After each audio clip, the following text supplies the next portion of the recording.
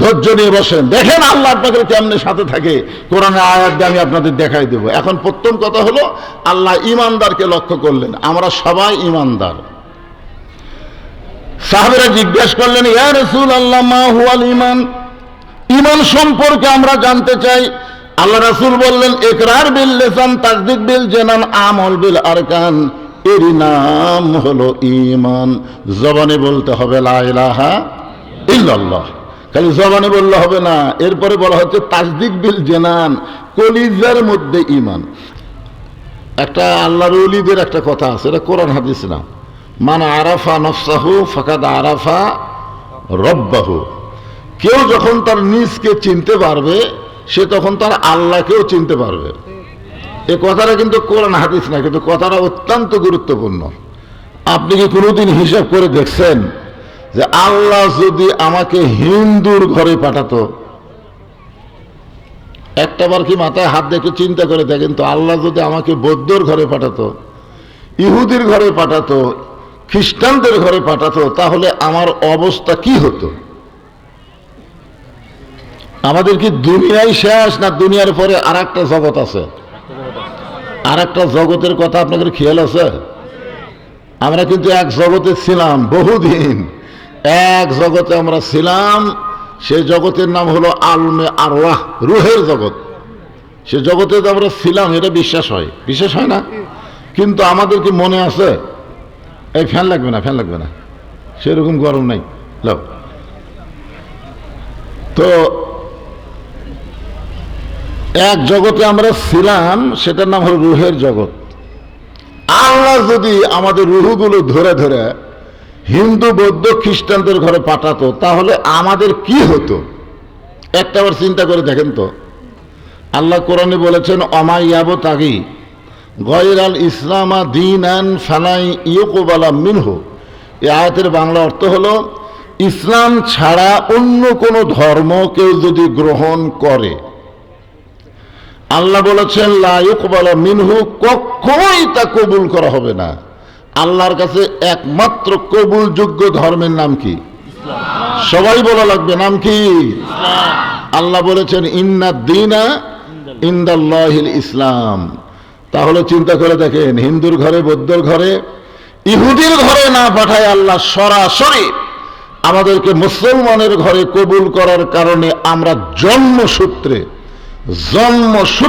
আমরা মুসলমান। সুবহানাল্লাহ বলেন। আপনারা বলেন তো, জন্মসূত্রে মুসলমান হওয়ার মধ্যে লাভ কি? একটু লাভ লস না জানলে ব্যবসা হবে? এগুলো নিয়ে আপনারা চিন্তাই করেন না। জন্মসূত্রে মুসলমান হওয়ার মধ্যে লাভ কি? আমি ছোট্ট একটা কথা বলে আপনাদের বোঝানোর চেষ্টা করতেছি। আল্লাহ রাসূল একদিন মসজিদ নববীর মধ্যে বসে আছেন। কোথায় বসে আছেন? মসজিদ নববীর মধ্যে বসে আছেন। কিন্তু নবী শুধু নিজে বসে নাই, নবীর দুই উরাতের উপরে নবীর দুইটা নাতি বসে আছেন। আমাদের নবী শুধু নবী না, আমাদের নবী কিন্তু একজন নানা ছিলেন। যখন কি ছিলেন? তো দুই নাতি বসে খুব দুষ্টামি করতেছে। এক নাতি নবীর দাড়ির মধ্যে হাত দিয়ে দাড়ি টানতেছে, আর এক নাতি মাথার টুপি খুলে ফেলে দেয়। নবী কোনো বিরক্তি হয় না, বরং নবী ওদেরকে আরো আদর করে। সুবহানাল্লাহ বলেন। এমন সময় হযরত আবু বকর রাদিয়াল্লাহু মসজিদের দরজার কাছে গেছে। মসজিদের দরজার কাছে গিয়ে ভিতর দিকে লক্ষ্য করে দেখে যে এক নাতি দাড়ি ধরে টান মারে, আর এক নাতি মাথার টুপি খুলে ফেলে দেয়।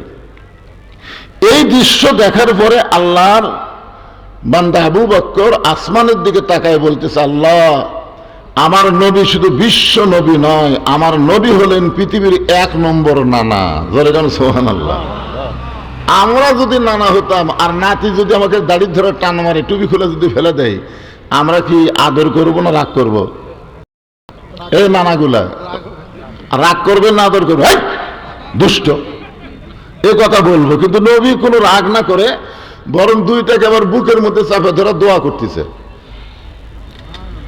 এই দৃশ্য দেখার পর আবু বকর রাদিয়াল্লাহু বললেন, আল্লাহ, আমার নবী শুধু বিশ্ব নবী নয়, আমার নবী হলেন পৃথিবীর শ্রেষ্ঠ নানা। কারণ আমাদের নবী শুধু নবী না, আমরা দরুদের মধ্যে কি বললাম? আল্লাহুম্মা সাল্লি আলা সাইয়্যিদিনা। সাইয়্যিদিনা শব্দের অর্থ হলো আমাদের নবী, আমাদের নেতা। কবরে যখন আমরা যাব, মুনকির নাকির আমাদের 3 নম্বর প্রশ্ন করবে, অমান নাবিউকা, তোমাদের নবী এবং তোমাদের নেতাকে।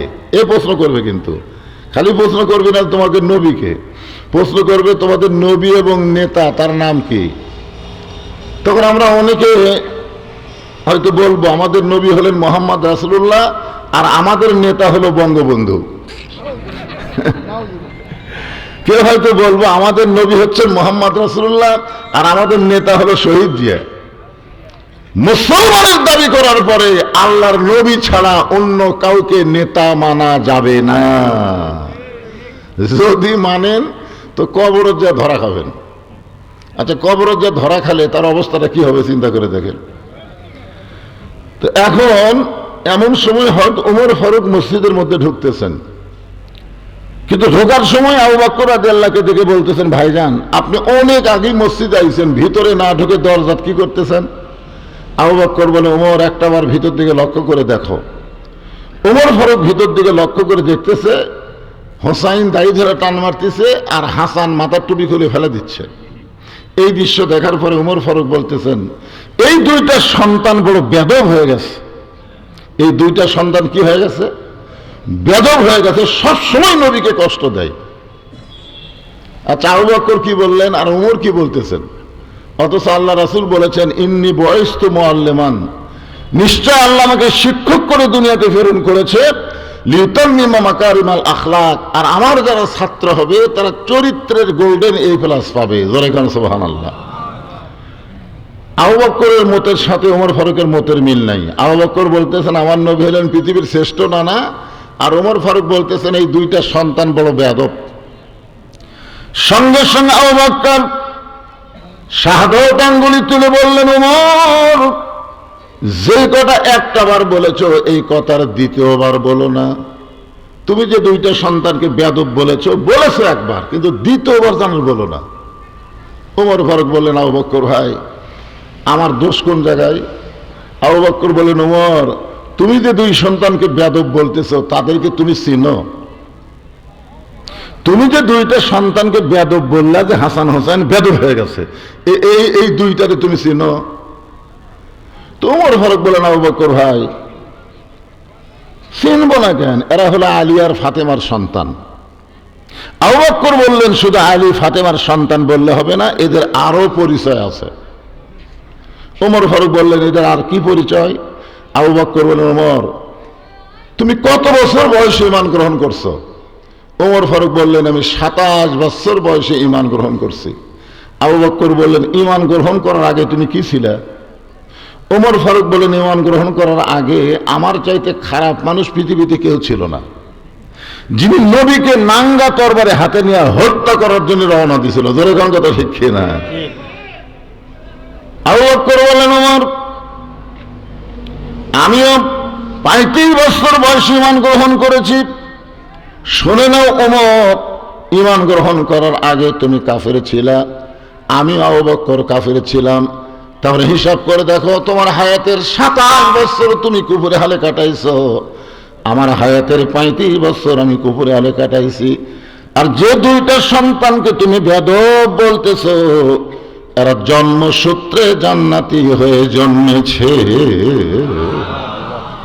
ওমর ফারুক বলে, আবু বকর ভাই এই খেয়াল তো আমি কোনোদিন করি নাই, আজকে আপনারা খেয়াল করেন, জন্মসূত্রে আমরা মুসলমান হয়ে জন্ম নিয়েছি। সুবহানাল্লাহ বলেন। কত বড় ভাগ্যবান যে আল্লাহ আমাদের হিন্দু বৌদ্ধ খ্রিস্টানদের ঘরে না পাঠায়া সরাসরি আল্লাহ আমাদেরকে মুসলমানের ঘরে পাঠাইছেন। এখান থেকে বুঝতে হবে আল্লাহ আমাদের প্রতি খুশি আছে, রাজি আছে। রাজি না থাকলে মুসলমানের ঘরে আমাদেরকে কবুল করতেন না। জোরে কোন কথা ঠিক কিনা? তো জন্মসূত্রে মুসলমানের ঘরে কবুল হওয়াতে খুশি না বেজার? তাহলে জবান খুলে বলি আলহামদুলিল্লাহ। আছেন আমার মুক্তার, আছেন আমার ব্যারিস্টার, সেই বিচারের হাইকোর্টেতে তিনি আমায় করবেন পার। আমি পাপী তিনি জামিনদার। আমি পাপী তিনি জামিনদার। এই তিনি কে? সবাই কর করতেছে না। আরে পাগলা, কোনো কালে যদি আমরা ঠেকে যাই, ঠেকে যাওয়া বোঝেন না? অনেকে বলেন এই আমার মোবাইল নম্বর রাখ, আমার মোবাইল নম্বর রাখ, কোনো সময় তুই যদি ঠেকে যাস আমাকে কল করিস। তখন কি কয়, আমার এমপি আছে রে, আমার চেয়ারম্যান আছে, ওসি সাহেব আমার হাতের লোক। আল্লাহ যখন হাকিম হয়ে আমাদেরকে আসামি বানায় বিচার শুরু করবেন, ওই সময় আমাদের নবী আমাদের উকিল হবেন, ব্যারিস্টার হবেন, আমাদেরকে সুপারিশ করে জান্নাতে পৌঁছে দিবেন। এমন নবীর উম্মত হওয়াতে খুশি না বেজার? তাহলে জবান করে আর একবার বলি আলহামদুলিল্লাহ। এখন আসেন যে কোরআন থেকে আপনারা আলোচনা শুনবেন, তাফসীরুল কোরআন মাহফিল, এই কোরআন থেকে আমি দুটো আয়াত আপনাদের সামনে তেলাওয়াত করেছি। প্রথম আয়াত হচ্ছে ফাযকুরুনি আযকুরুকুম ওয়াশকুরু লি ওয়ালা তাকফুরুন। এই আয়াতের বাংলা অর্থ হলো যে আল্লাহকে জিকির করে আল্লাহ তার জিকির করেন। ফাযকুরুনি আযকুরুকুম, বুঝতেছেন না? আমরা আল্লাহর জিকির করি, আল্লাহ আমাদের জিকির করেন। এই জিকির মানে কি? আমাদের বাংলাদেশে কিন্তু একটা জাকের পার্টি আছে, জোরে গান কি পার্টি? আপনারা জাকের পার্টির নাম শোনেন না?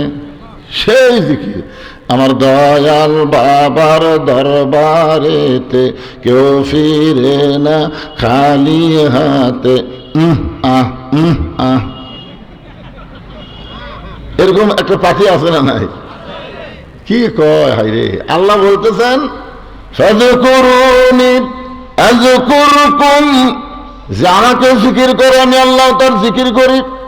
এখানে জিকির শব্দের অর্থ হলো স্মরণ করা, বিপদে আপদে সুখে শান্তিতে সবসময় স্মরণ করা লাগবে। কাকে? আরো ধরে কন। তার মানে বোঝা যাচ্ছে আল্লাহ ছাড়া আমাদের কেউ নাই। একবার মুসা আলাইহিস সালাম রাস্তা দিয়ে যাচ্ছিলেন, রাস্তা দিয়ে যাওয়ার সময় দেখে রাস্তার বাম পাশে বসে শয়তান কান্দিচ্ছে। কে কান্দিছে? শয়তান কাঁদতেছে। তো মুসা বলতেছে শয়তান কান্দো কেন? বলে আমাকে তো আল্লাহ বার করে দিছে, আল্লাহর এরিয়ার মধ্যে রহমতের মধ্যে আমাকে আর ঢোকার চান্স নেই, আমাকে মারদুত মানে বার করে দিছে, যা তুই বার হয়েছে। তা আমি কাঁদতেছি এই কারণে, আপনি যখন আল্লাহর কাছে যাচ্ছেন তুর পর্বতে, মানে আল্লাহর সাথে যখন কথা বলবার যাচ্ছেন, তখন একটু আপনি আমার কথা আল্লাহকে বলবেন। তো মুসা আলাইহিস সালামকে বলতেছে কি বলবো? যে আমার কথা বলবেন, আমি একটু তওবা করে ভালো হবার চাই, শয়তানি করবার আর মন চাচ্ছে না। মানে আমি শয়তানি আর কি করব, আমার চাইতে মানুষ শয়তান বড় হয়ে গেছে, মানে মানুষের শয়তানির কাছে আমার শয়তান আর কুলাচ্ছে না। যেরকম রমজান মাসে রাসূল বলেছেন আল্লাহ শয়তানকে জাহান্নামের শিকল দিয়ে বন্ধ করে থই। রমজান মাসে কিন্তু ইবলিস শয়তানকে আল্লাহ কি করে? জাহান্নামের শিকল দিয়ে বন্ধ করে থই। তারপর আমাকে রমজান মাসে শয়তানি কম হয় না বেশি হয়? তো মানে মানুষ শয়তান, ইবলিস শয়তানের চাইতে বড় হয়ে গেছে। যার কারণে বলতেছে আপনি যখন যাচ্ছেন আল্লাহর কাছে আমার কথা একটু বলবেন, আল্লাহ যেন আমাকে মাফ করে দেয়, আমি তওবা করে ভালো হবার চাই। মুসা আলাইহিস সালাম বলতেছেন শয়তান তুই যদি তওবা করে ভালো হোস তাহলে আর তো কোনো টেনশনই নাই, কারণ শয়তান ভালো হয়ে গেলে দুনিয়ার মানুষ এমনি ভালো হবে। তো মুসা আলাইহিস সালাম তুর পর্বতে গিয়া আল্লাহর সঙ্গে কথাবার্তা বলতেছে। কথাবার্তা বলতে বলতে একসময় মুসা নবী বলতেছে আল্লাহ এখন আমি যাই। তা আল্লাহ বলতেছে তুমি মনে হয় আর কিছু বলবা? না, আমার আর বলার কিছুই নাই। তা আল্লাহ বলতেছে মুসা তোমাকে তো শয়তান বললো। আল্লাহ আপনার সাথে কথা বলতে বলতে শয়তানের কথা আমার মনেই নাই। আল্লাহ বলতেছে মুসা দুনিয়ার সবাই সবাইকে ভুলতে পারে, কিন্তু আমি আল্লাহ কোনোদিন কাউরে ভুলি না। এখান থেকে বোঝা গেল যে আল্লাহ কোনোদিন কাউরে ভুলে না, সে আল্লাহকে স্মরণ করতে হবে, আল্লাহ ছাড়া অন্য কাউকে স্মরণ করা যাবে।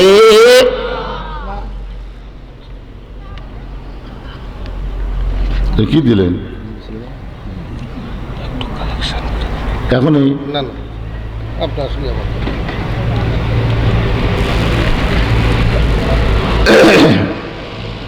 মাদ্রাসার মাহফিল মানে এত বক্তা হচ্ছে বুঝলেন, আজকে বক্তাই বেশি, মানে শ্রোতার চাইতে বক্তা বেশি নাকি।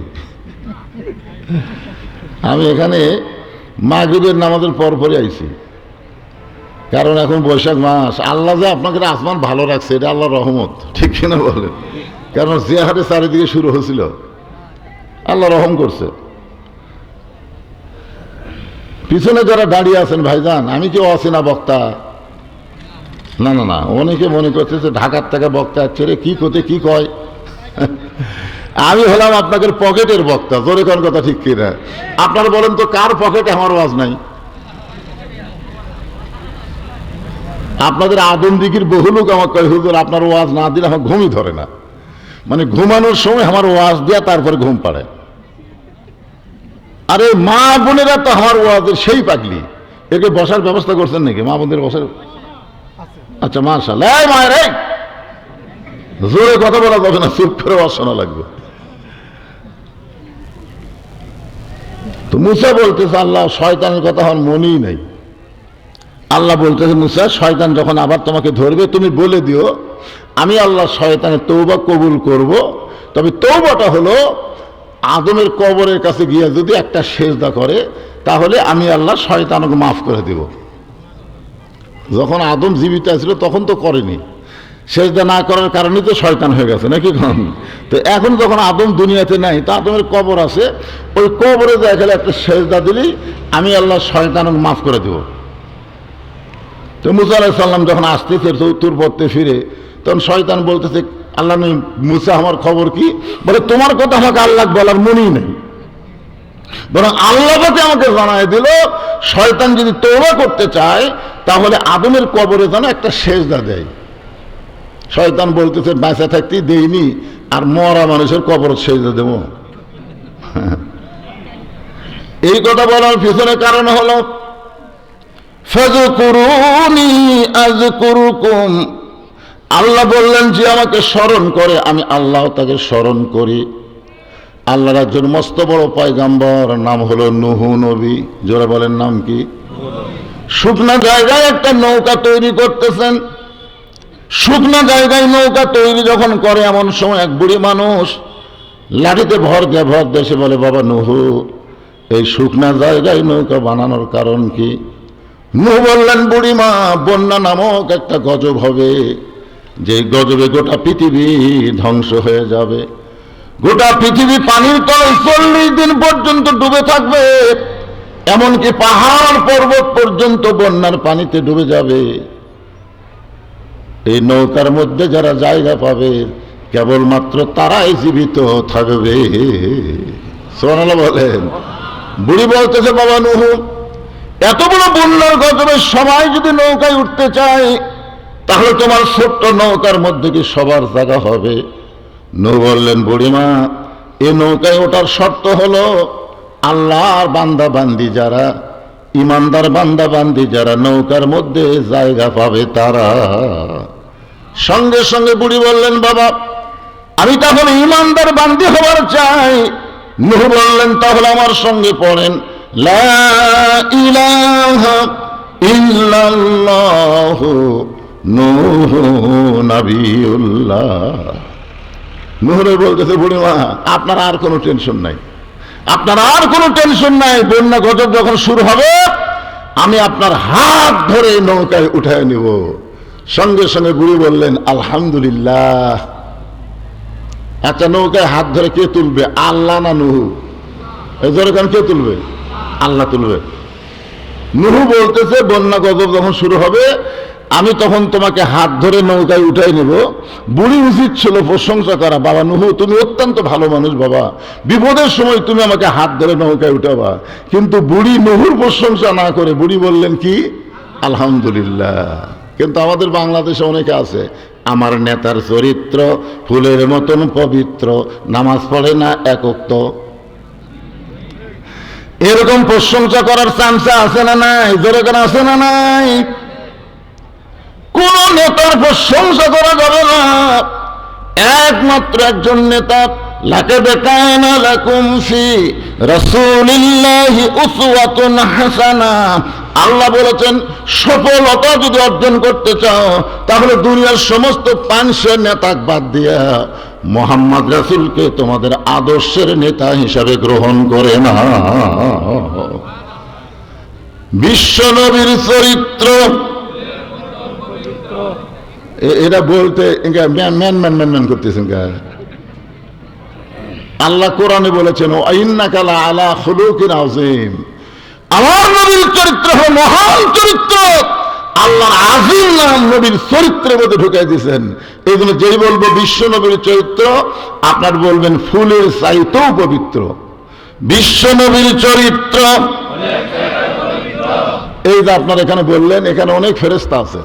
এই ফেরেশতা আল্লাহর কাছে গিয়ে বলতেছে, আল্লাহ আল্লাহ 1400 বছর পরে আদম বিকির মাহফিলে তোমার বান্দারা বিশ্ব নবীর চরিত্র ফুলের চাইতে পবিত্র ঘোষণা দিয়েছে। আল্লাহ বলে, ফেরেশতা তাদের নামগুলো লিস্টি করে জান্নাতের খাতায় লিখে দাও। আপনি মনে করতেছেন নামাজ দিয়া, রোজা দিয়া, হজ দিয়ে আপনি জান্নাতে যাবেন? সামান্য একটা ওসিলাই আল্লাহ আপনাকে জান্নাত দিবার পারে। যেরকম কথা ঠিক কিনা? হ্যাঁ। বুড়ি চলে গেল, এরপরে বন্যা গজব শুরু। গোটা পৃথিবী বন্যার গজবে ডুবে গেল। এমনকি হিমালয় পাহাড় পর্যন্ত বন্যার নিচে 40 দিন থাকলো। এক সময় আল্লাহ তাআলা পানি কমে দিল। নূহ নবীর নৌকা যদি পর্বতের কিনারায় ভেঙে গেল। আল্লাহ ডাক দেওয়া, নূহ খবর কি? নূহ বলতেছে, নৌকার মধ্যে যারা জীবিত আছে তারা, নৌকার বাহিরে যারা ধ্বংস হয়েছে তারা। কথা তো ঠিকই বলছে, নৌকার ভিতরে যারা জীবিত আছে তারা, নৌকার বাহিরে যারা ধ্বংস হয়েছে তারা। আল্লাহ বলে, নূহ বুড়িটার খবর কি? নূহ বলতেছে, আল্লাহ আমার মনই নেই। চিন্তা করছেন, একটা বিপদে পড়লে একটা নবী পর্যন্ত ভুলে যায়। আর কতগুলা পাগলা কয়, হুজুর আমার কোনো টেনশন নাই, আমি পীর ধরছি হুজুর, আমি পীর ধরছি। পীর ধরছো? হ্যাঁ, তুমি যে পীর ধরছো সেই পীর জান্নাত পাবে কিনা তারই কোনো গ্যারান্টি নাই। প্রত্যেকটা নবীরা হলো জান্নাতি, কুল্লু নাবিয়ুন মাসুমাইন। প্রত্যেকটা নবীরা হলো বেগুনাহ। জোরে কোন সুবহানাল্লাহ। নূহ সেই বুড়ি ধরে নৌকা তুটাবি, আর নূহ বলতেছে, আল্লাহ আমার মনই নেই। আল্লাহ বলে, নূহ তাহলে বুড়িটার খবর কি? নূহ বলতেছে, দুনিয়ার ধ্বংস সবাই হয়ে গেছে, তাহলে বুড়িটাও ধ্বংস। আল্লাহ বলে, নূহ আজগুবি কোনো কথা বলা যাবে না। কথা বলতে গেলে তদন্ত করে কথা বলা লাগবে। আপনারা এলাকার মানুষ কি করেন? আজগুবি। আজগুবি বোঝেন? আজগুবি মানে অজাতা। অজাতা মানুষ কথা কয় যে বলবি সেটা এত টাকালে কি করে রে। দেখবেন শাস্ত্রে বসে গল্প করে, আরে এত টাকালে, এই টাকালে কি করে রে। আপনারা বলেন তো, এই কথা কিন্তু আজগুবি কথা। যদি আপনারা তদন্ত করেন, যদি আপনারা দেখেন তো এই টাকাগুলো নিয়ে বলছি কি করে, তাহলে তদন্ত করতে গিয়ে তাকে দাওয়াত দিবার যান, যাই দেখবেন তাই মসজিদ, মাদ্রাসা, এতিমখানা, এমনকি সাইদি হুজুরের নামে এবার একটা অডিটোরিয়াম তৈরি করা হয়েছে। এইগুলো করতে গিয়ে পৃথিবীর কারো কাছ থেকে একটা টাকা দান সদ্গা নেওয়া হয়নি। সমস্ত টাকা হলো আপনার ওয়াজের পরে যে টাকা দেন, সেই টাকা দিয়ে আমি মসজিদ, মাদ্রাসা, এতিমখানা চালাই। তাহলে এটা তদন্ত করার দরকার আছে না নাই? জোরগান আছে না নাই? প্রথম মাদ্রাসা শুরু করছি 12 শতক জায়গার উপর, সেই মাদ্রাসা হয়ে গেছে 235 শতক। তাহলে চিন্তা করা লাগবে, এই টাকা তো আমার বাপের না, এই টাকা আমার মায়ের না, এই টাকা হলো জনগণের টাকা। ও আগের পরে আমাকে যেটা দেয় সেই টাকা দিয়ে আমি মসজিদ, মাদ্রাসা চলাই। তাহলে তদন্ত করার দরকার আছে না নাই? তো তদন্ত না করে আজগুবি চা খানার দিবা উল্টা কোন এত টাকা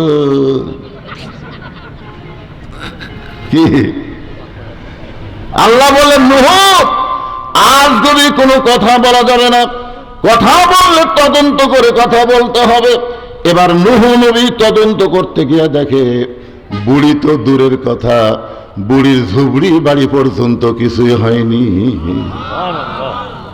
বন্যার গজবে গোটা পৃথিবী ধ্বংস, অথচ বুড়ি তো দূরের কথা, বুড়ির ঝুবড়ি ভাঙ্গা বাড়ি পর্যন্ত কিছুই হয় নাই। নূহ নবী চমকে উঠে ডাক দিলেন, বুড়িমা। সঙ্গে সঙ্গে বুড়ি টোপলা নিয়ে হাজির। টোপলা টোপলা। তো নূহ নবী বলতেছেন, বুড়িমা টোপলা খেন, মানে সাইজ হয়ে বসে আছি, সাইজ হইয়া। জোরে কান কি হইয়া? আপনারা বলেন তো, নূহ নবী যেরকম বুড়িমাকে ডাক দিয়েছে, এরকম আল্লাহ কিন্তু আমাদেরকে মৃত্যুর জন্য ডাক দিবে। জোরে কান কথা ঠিক কিনা? একটা গানও আছে, আপনারা শোনেননি? ডাক দিয়েছেন, ডাক দিয়েছেন আল্লাহ আমারে রইব না আর বেশি দিন তোদের মাজারে, চলতে পথে 2 দিন থামিলাম। চলার পথে কয়দিন? এ গান যদি আপনারা যুবকেরা গাওয়া, এই যুবকেরা তো বহু গান গায়। এই বরবাদ সিনেমার শাকিব খানের গান গাইতে গাইতে পাগলা হয়ে গেছে। আরে পাগলা, ওলা গান না গায়া এই গান গাওয়া, প্রত্যেক পরতে পরতে সব পাওয়া। তাহলে আমার সঙ্গে বলো, ডাক দিয়াছেন দয়াল আমারে রইব না আর বেশি দিন তোদের মাজারে, চলতে পথে 2 দিন থামিলাম, যাবার কালে একজন আর দেখা না পাইলাম, ও আমার সাদের মালা যায় রে ছিঁড়ে, রইব না আর বেশি দিন তোদের মাজারে। এই গানটা আমি খেয়াল করে দেখলাম, হাসিনা যখন পলে যাচ্ছিল, আপনারা দেখছেন হাসিনা পলানোর একটা ভিডিও দেখছেন? হাসিনা তার বোন শেখ রেহানাকে লিয়ে যখন পলাচ্ছে, ওই সময় আমি ভিডিওটা খুব খেয়াল করে দেখলাম। হাসিনার বোন শেখ রেহানা নিচের দিকে তাকে হাঁটতেছে, মাটির দিকে তাকে হাঁটতেছে, আর হাসিনা খালি এইরকম। তখন হাসিনার মনের মধ্যে একটা গান হচ্ছে, চলতে পথে 2 দিন থামিলাম, যাবার কালে এক সামসারও দেখা না পাইলাম। হাই রে হাসিনার সামসারে, আপনাদের আগুন দিকের গাবলা কুটি রে, গাবলা, হে গাবলা কুটি, হাই রে গাবলা রে, এই গাবলা আমাকে আগুন দিকে ওয়াজ করবার দেয় না। ধরে কোন কথা ঠিক না? আমি এখন আগুন দিক দিয়ে গাড়ি নিয়ে যাই, আর কে রে গাবলা, একটা স্যামসাও নেই। হাসিনা খালি চারিদিকে তাকায়, চোখের পানি বের করে বলে, যাবার কালে এক স্যামসারও দেখা না পাইলাম। কি মনে করতেছেন ভাইজান?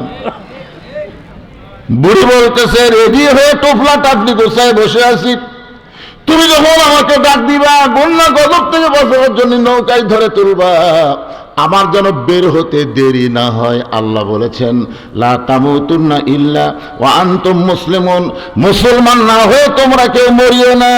তাহলে কোন সময় আমাদের মৃত্যু হবে আমরা কেউ বলতে পারি না। বলবার যদি না পারি, তাহলে সব সময় আমাদের সাইজ হয়ে থাকার দরকার আছে না নাই? নূহ নবী গালত হাত দিয়ে কান্দার বলে, বুড়িমা বন্যা গজব শেষ, বন্যা গজব শেষ, গোটা পৃথিবী ধ্বংস হয়ে গেছে, অথচ আপনার বাড়িরও কিছু হয়নি, আপনারও কিছু হয়নি। বুড়িমা, আপনি এমন কি আমল করেন যে আমল করার কারণে আল্লাহ আপনার বাড়ি এবং আপনাকে হেফাজত করলো? বুড়ি বলতেছে, বাবা তোমার মনে নাই, তুমি যখন আমাকে বলছিলে হাত ধরে নৌকায় উঠাবা, তখন আমি জানি ইমানদার যারা ঈমান গ্রহণ করেছে তাদের একটাই বিশ্বাস, দুনিয়ার সবাই সবাইকে ভুলতে পারে, কিন্তু আল্লাহ কোনোদিন তাকে ভুলবে।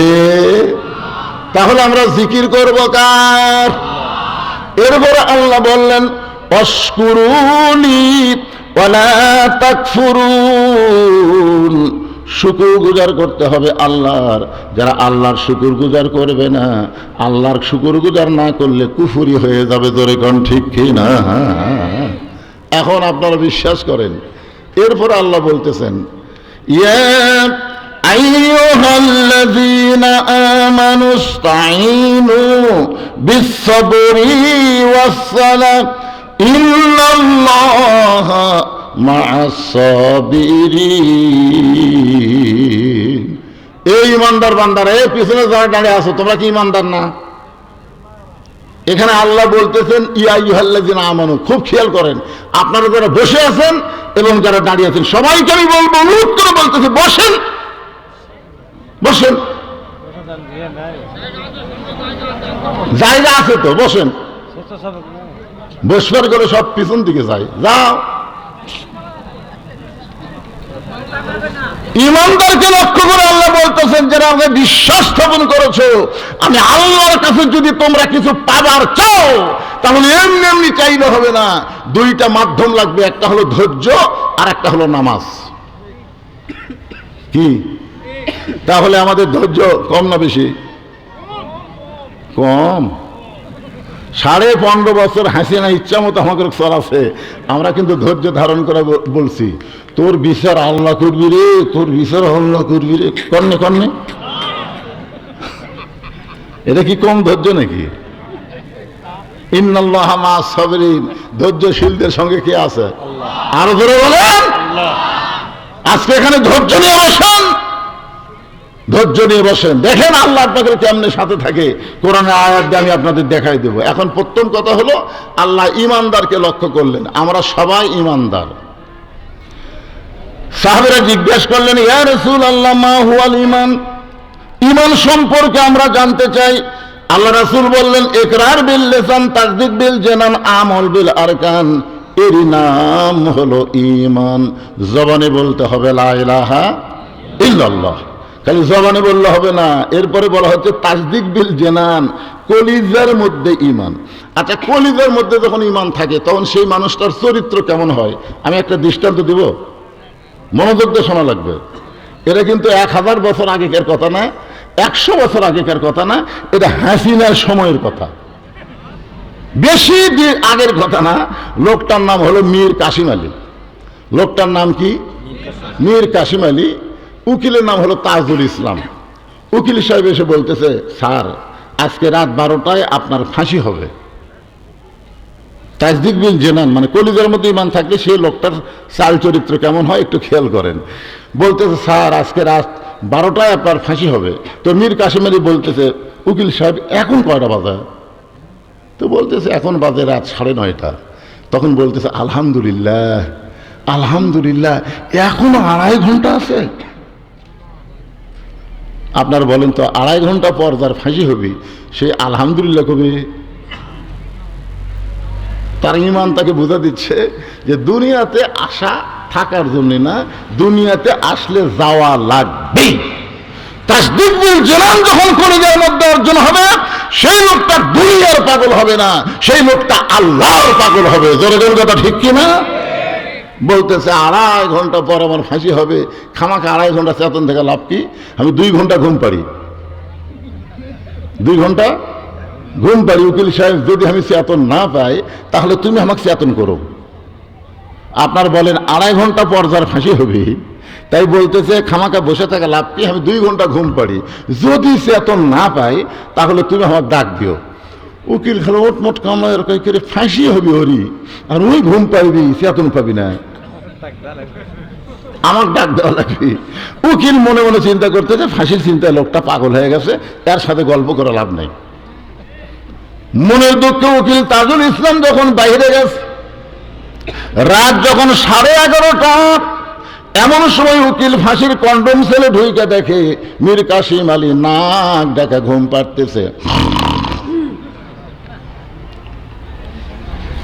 আর মাত্র 8 ঘন্টা, 8 ঘন্টা পরে এই লোকটার ফাঁসি হবে, আর এই লোকটা নাক ডাকা ঘুম পাড়তেছে। সঙ্গে সঙ্গে পায়ের বুড়া আঙ্গুল হলাইছে। মীর কাসিম আলী ঘুম থেকে চেতন পায়, চমকা বলতেছে, ভাই ফাঁসির সময় কি হয়ে গেছে? উকিল বলতে, স্যার এখনো 8 ঘন্টা আছে। আলহামদুলিল্লাহ। ওযু করে 2 রাকাত নামাজ পড়ে, কোরআন থেকে সূরা মুলক আর মুজাম্মিল তেলাওয়াত করে, ফাঁসির কন্ডম ছিল সবচাইতে ভালো যে পাঞ্জাবি ছিল, সেই পাঞ্জাবি পরার পরে চিরুনি দিয়ে মাথা হাসড়ায় বলতেছে, উকিল দেখো তো আপনাকে আমাকে কেমন লাগতেছে। উকিল চোখের পানি বের করে কাঁদে, স্যার আপনি কি শ্বশুর বাড়ি যাবেন? এক্ষুনি আপনার ফাঁসি হবে, এখনই আপনার ফাঁসি হবে, আর আপনি সুন্দর পাঞ্জাবি গায়ে দিয়ে মাথার চুল হাসড়ায় বলতেছেন আমার কেমন লাগতেছে। মীর কাসিম আলী মুচকি মুচকি হাসে আর বলে, উকিল ফাঁসি হবে আমার আর তুমি কাঁদতেছো।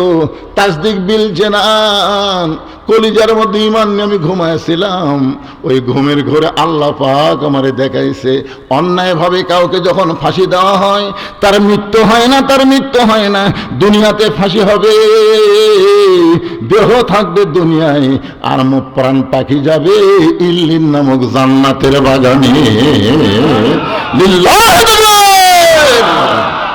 ভাইজান, এরই নাম হলো তাসদীক বিল জানান। কলিজার মধ্যে যখন ঈমান আসবে, ওই ঈমানটা মানুষকে দুনিয়ার পাগল বানাবে না, আল্লাহর পাগল বানায় দিবে। জয়গান কথা ঠিক কিনা? আপনার বলেন তো, যত চেষ্টা করেন থাকতে পারবেন? চেষ্টা করেন না, 6 তলা 7 তলা 10 তলা বিল্ডিং বানায় খালি উপর দিকে তাকায়, খালি উপর দিকে দেখে, কি দেখিস রে? রড বার করে থেকে হুজুর দোয়া করবেন, 10 তলার ভিত দিছি, 8 তলা হচ্ছে, আরো 2টা তলা করবার পারলেই আমার শান্তি হুজুর।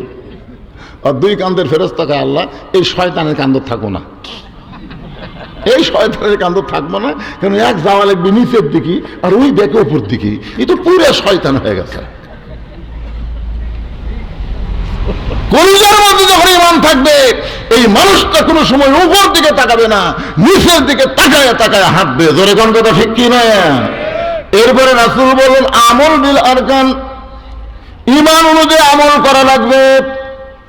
আমাদের বাংলাদেশে মানুষ নামাজ পড়ে, কিন্তু যখন তাকে পড়া দরকার তখন তাকে পড়ে না। আল্লাহ রাসূল বলেছেন 7 বছর থেকে নামাজের তালিম দাও। কয় বছর? আর 10 বছর থেকে জোর করে নামাজ ধরাও। আপনি যদি আপনার সন্তানকে 7 বছর থেকে নামাজের তালিম দিতেন আর 10 বছর থেকে জোর করে যদি নামাজ ধরাবার পারতেন, ইন্নাস সালাতা তানহানিল ফাহশাই ওয়াল মুনকার, একমাত্র নামাজই পারে যাবতীয় বেহুদা খারাপি কাজ থেকে বাঁচায় দিতে। আজকে দেখেন তো আপনার ছেলেদের দিকে তাকে দেখেন তো, আপনি এই ভুল করার কারণে আপনার ছেলের সাইজ দেখছেন। ঈদুল ফিতরের দিনে 128 জন ছেলে মোটর সাইকেল অ্যাক্সিডেন্ট করে মরে গেছে। আমি একদিন ঈদের পরের দিন আমার মাহফিল নগাঁও ছিল, আমি এই রাস্তা আসার সময় কতগুলো ছেলে মোটর সাইকেল চালাচ্ছে, আমি বললাম এই শালাকের পাশাত কি গুঁড়া কিরমি হতো নাকি রে? এই শোনান, আপনি বাবা, আপনার ছেলেকে আপনি দেখবেন না? রাসূল বলেছেন 7 বছর থেকে ওকে নামাজের তালিম দাও, 10 বছর থেকে জোর করে নামাজ ধরাও। আপনার ছেলেদেরকে মেয়েদেরকে যদি আপনি 10 বছর থেকে নামাজ ধরাবার পারতেন, আপনাকে আর কোনো টেনশন করা লাগতো না। আল্লাহর কোরআনই বলেছে ইন্নাস সালাতা তানহানিল ফাহশাই ওয়াল মুনকার, একমাত্র নামাজই পারে মানুষকে যাবতীয় খারাপি থেকে বাঁচাই দিতে। আমল বিল আরকান, ঈমানের 1 নম্বর আমল হচ্ছে নামাজ পড়া। যার নামাজ নাই তার ঈমান নাই। মনোযোগ দিয়ে শুনবেন, লা সালাতা লা ঈমানা, যার নামাজ নাই তার কি নাই? লা সালাতা লা দীনা, যার নামাজ নাই তার কোনো ধর্ম নেই। বাইনাল আবদি ওয়াল কুফরি তারকুস সালাত, বান্দার কাফিরের মধ্যে পৃথক করার জিনিসটার নামই হলো নামাজ। এবার আসেন, কোরআনের আয়াত হলো আস্তাইনু বিস-সাবরি ওয়াস-সালাহ ইন্নাল্লাহা মা'আস সাবিরিন। যদি আল্লাহর কাছে আমরা কিছু পাবার চাই তাহলে কয়টা জিনিস লাগবে? আপনার কি বিরক্ত হচ্ছেন? তাহলে 2টা জিনিস লাগবে, একটা হলো ধৈর্য আর একটা হলো নামাজ। আপনারা বলেন তো কোন জিনিসের মধ্যে আমাদের ধৈর্য কম? দেখবেন যে ঘন্টার পর ঘন্টা চা খাচ্ছে, একবারে ঘড়ি দেখে না। আর মসজিদের মধ্যে ঢোকার পরই 5 মিনিট পরে জামাত হবে, ওই 5 মিনিটের মধ্যে ওই 5 বার ঘড়ি দেখবে, পারবার।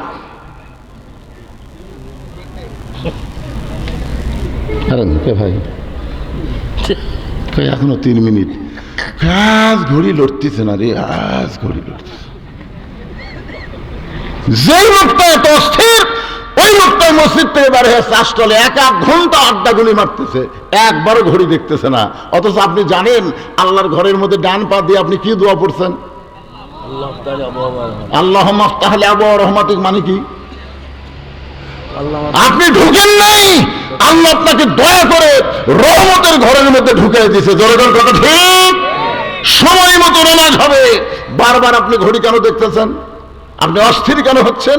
আল্লাহ বলতেছেন বিস-সাবরি ওয়াস-সালাহ, ধৈর্য আর নামাজ লাগবে যদি আমার কাছে কিছু পাবার চাও। আমরা বাংলাদেশে কি চাই সেইটা পাবার গেলে ধৈর্য আর নামাজ লাগবে। আপনারা হয়তো ভাবতেছেন হুজুর এই নামাজ আবার কি? এই নামাজ সম্পর্কে আল্লাহ বলেছেন ইন্না সালাতি ওয়া নুসুকি ওয়া মাহইয়ায়া ওয়া মামাতি লিল্লাহি রাব্বিল আলামিন। এশার নামাজ পড়ে হযরত আলী দাঁড়াইছে। আল্লাহ রাসূল বলেন আলী ইজলিস, বসো। না হুজুর আমি আপনাকে একটা কথা বলবার চাই, এই জন্যই দাঁড়াইছি। তো রাসূল বলেন আলী তুমি আবার কি বলবার চাও? বলে হুজুর আপনি একদিন বলেছেন এই দুনিয়াতে 10 জন সাহাবীকে আল্লাহ জান্নাতের সার্টিফিকেট দিছে। কয়জন? 10 জন সাহাবীকে সব সাহাবীরাই জান্নাতি। বলেন সব সাহাবীরা কি? রাদিয়াল্লাহু আনহুম ওয়ারাদু আন যালিকা লিমান খাশিয়া রাব্বা।